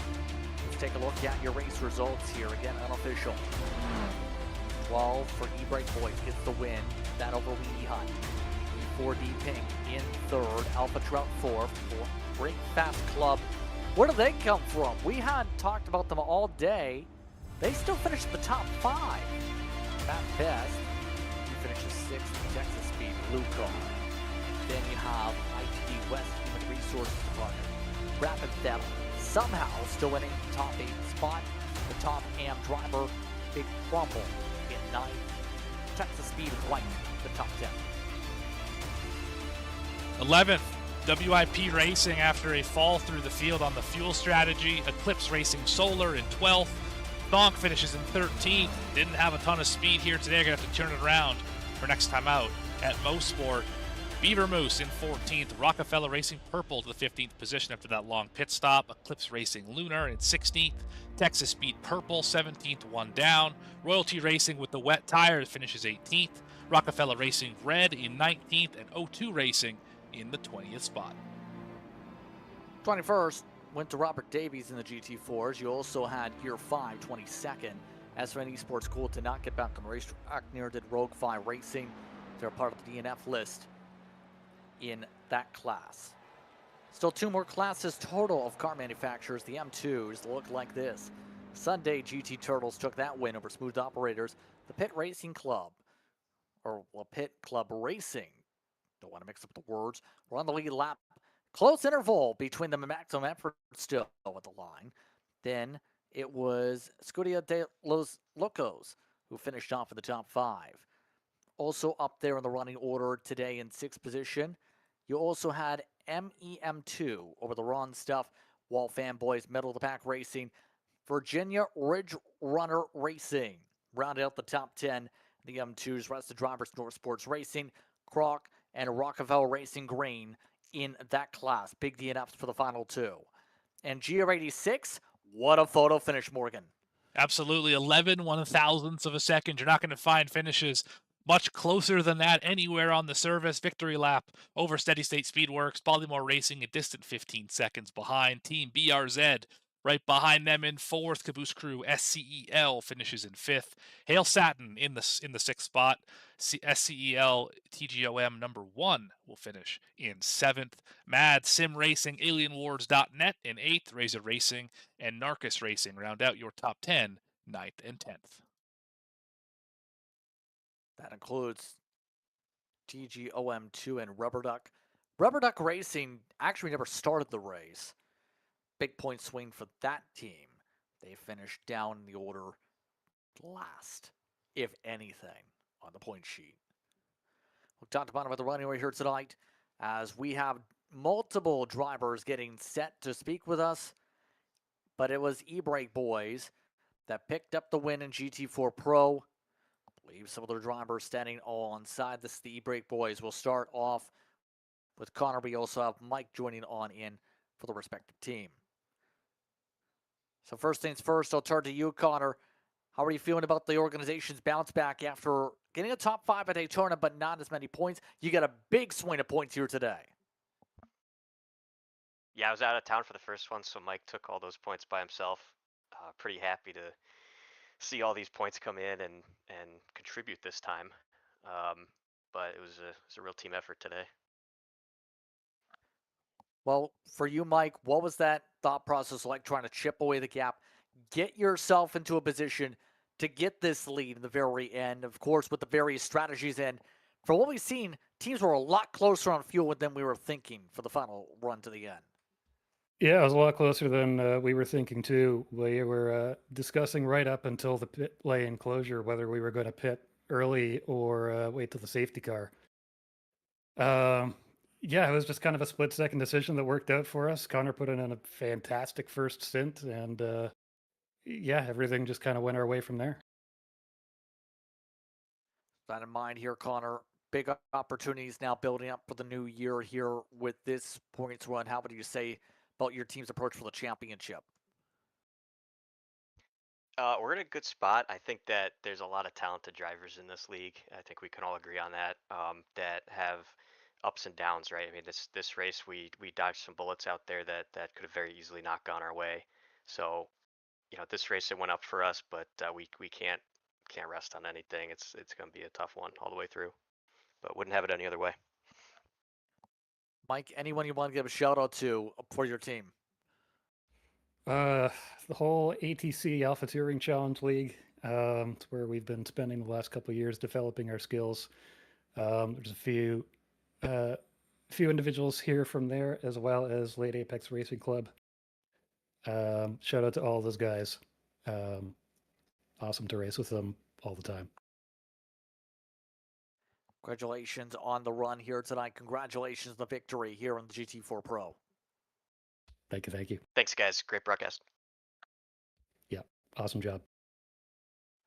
E-Brake Boys came away with the win here today. Still waiting for a few of our drivers to populate up, but we do have, originally said, big problem up front. Break Fast Club, actually with the difference on fuel mileage here, Morgan. That's right. That's the reason why I was surprised there. They got the AM win. The driver who helped save the fuel is with you. Blake, it's Morgan and JP up in the booth. You got a copy? Loud and clear. All right. Well, I'll tell you what. Break Fast Club Racing, we mentioned you in the grid. We didn't talk about you until the checker. One of those races where you just kind of flew under the radar. You had a solid day, but not an exceptional day in terms of running up in the top 3 and leading a lot of laps. I mean, how did you guys work together in your team to go from a maybe afterthought in the first stint to finishing in 5th and winning the AM class? Yeah, I mean, I think the biggest thing, Richard and I had a conversation early in my stint where we were both kind of begging to switch spaces. He definitely had more pace on the day than I did, um, but he was kind of getting flummoxed by some of the strategy. So when we decided to come in under the safety car and swap drivers, we both got put into a much more comfortable seat. So he did a great job of really just moving through the field. I got to do a lot of the not so fun work of saving some of the fuel just to make the window a little bit larger. Um, we were concerned about what the potential weather could be, so we wanted to make sure we had as many cards in the deck to play, um, just so that we could be well equipped should the skies open up. Absolutely. We saw a little bit of that rain. You clearly were one of the teams that chose not to put the wet tires on. Ended up being the correct decision. All the drivers who did put those tires on fell and plummeted through the field. But obviously, winning the AM class, kind of the race within the race. How difficult is it to know that while you're racing against drivers like the Alpha Trout 42, the one on the Texas Speed Sim Racing Blue team, that really you're focused on, Big Prombul, Eclipse, Rockefeller Purple, et cetera, et cetera? How difficult is it to kind of separate those two races and go do your own thing?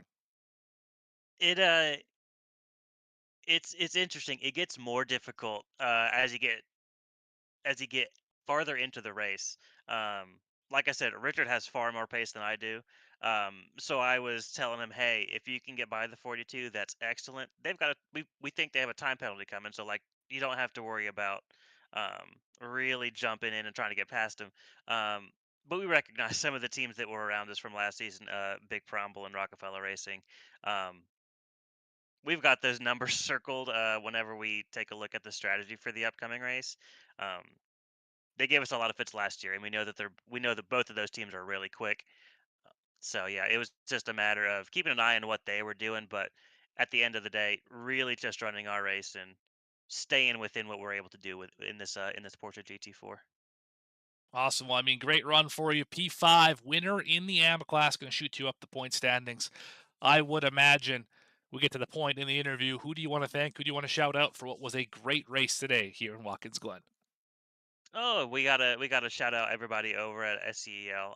Jason, obviously, with a lot of really good communication. Um, this is one of my favorite leagues to run in. We run a couple leagues over with the Breakfast Club, and we take a lot of notes from this league. It's really well put together. But also everybody over at the Breakfast Club, I can't stress it enough. Um, so many really skilled drivers that can put a lot of insight and expertise into a lot of different parts of running an endurance race like this. It's hard to get a win like this without a lot of people behind the scenes pouring time and effort into it. Awesome. Well, congrats on that AM win. Congrats on the 5th place overall. That's Breakfast Club Racing here with Blake. Here with Blake in the 127. Thanks for your time. Thank you. Blake Frosser should say, coming away, part of his team with the victory there. But we also have a lot of other people lining up here. Still waiting on Sunday Turtles, second in class, still standing up by there. So we'll wait and see if we get the drivers from Sunday Turtles in here for the corner side of things. But we do have another winner standing on by. Let's get the opinions of Joe and Stroud. That was a wild one. First of all, your thoughts on the finish? It came down to 11 1,000 of a second after going door baiting with Nick Beta. Honestly, I was anxious as hell, especially after I got turned in the bus stop and the way that he was catching me, because I knew from our practices before that Nick is faster than me, but if I have the slip on him, I can keep up with him, and it was going to come down to like us battling at the end if I could stay with him. Unfortunately, it didn't work out that way, and I had that lead for ages, but he chopped it down. like nothing, and I just had to go as aggressive defensively as I could to pull it out. It was I was shaking at the end. No words. And you also timed it up very well in the fuel strategy in the first place here, Dylan. Talk to us about that on the fuel numbers, because you were able to take the short stop and still hold on to the time until that incident, of course. Talk about that fuel numbers game, especially compared to some of the hours that were offset as much as 23 laps compared to you. Well, honestly, I did all the maths, did everything. Actually, I did nothing. I winged it, to be honest. If I'm being brutally honest. So I did try to set something up, but unfortunately, it didn't quite work out. And yeah, I was kind of hoping to be behind Nick a lot more, and to sort of get that undercut on him later in the race with more fuel. But yeah, I guess whatever happened to him under that safety car, and yeah, he was just gone. But yeah, so that my whole plan was just revolved around Nick, seeing what he did, and following him, because I knew that my only chance kind of to get in front of him was to stay with him and fight at the later half of the race like we did. So that being said here, and then the tone being set now for the class, especially since now the points are going to have a bit of a shakeup after today. Now, what's that approach going to be for the next time out with the new year when we go back racing, to start off in January? Well, I think, honestly, I just want to do my best. I just want to go as fast as I can, because I know there's a lot of guys in this class that are probably faster than me, or definitely faster than me. But if I can keep that consistency up there, I've got a good chance of placing higher. And especially this race. This race is, it's great to come back and do this after DNFing Daytona when I decided to crash coming out of the bus stop there. Any shout you'd like to give here today? Thank you. Just a thank you? Oh, sorry. What was that last question? I didn't hear it Any properly. shout outs you'd like to give? Actually, yeah. Shout out to Jason Landry, man. Thank you for helping me with my braking and finding that momentum I needed. Also Avery, giving us a few tips, but massive shout out to Nick, man. That was a huge race, and I want to do it again. Like, that was so fun, especially coming down to whatever that was, 0.00 or something. Congratulations on the win in the drag race. Awesome. Thank you very much, guys. Have a good one, and thanks for the commentating. Stone Stroud coming away with a win in a drag race. We were waiting to see if we would get a chance to speak with drivers for Sunday GT Turtles, but the smooth operators still came away in second in the M2s. There with Morgan, and that is specifically with James Cochran. James, Morgan and JP in the booth. You got a copy? Yeah, you got a copy. All right. Well, one spot short of where you were hoping to end up, I'm sure, but second spot today. What are the emotions right now? I'm pretty jazzed with this result, considering I was really underwhelmed with my pace going into it. I qualified on the back of the grid. I thought it was very much just going to be survive the first lap and then just try and hold on to the pack. But I knew I wanted to fuel save coming into the race. I figured I would try and minimize my time in the pit. I don't know if anybody else pulled it off. I only hit the pit lane twice. And it wasn't under the yellow either, and really stretched that first stint. And I got to be honest, completely gobsmacked that the guys who pulled off the win managed to come out ahead of me 7 seconds up the road. I thought I was in the clear until I realized that they were still there. But honestly, I'm not going to complain.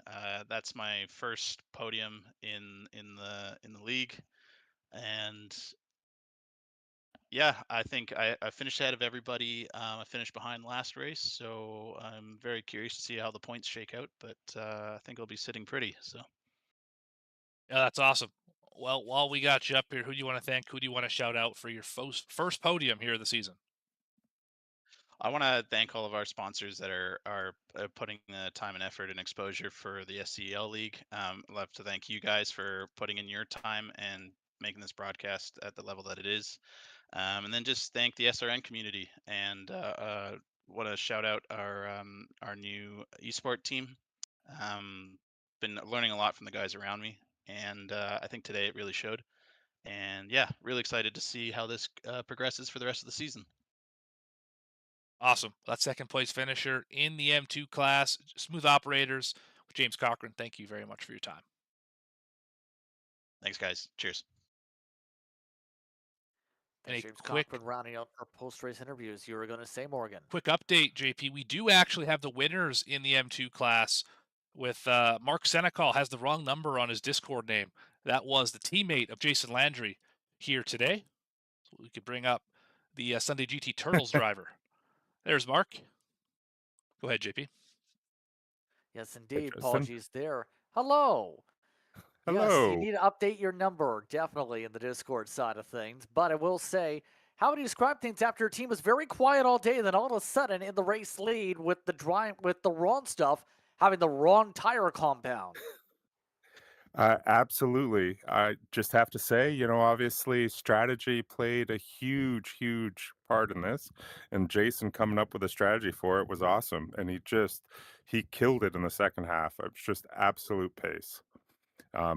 Having to stick on dries once that rain came on, he knew he could keep going, and that really paid off.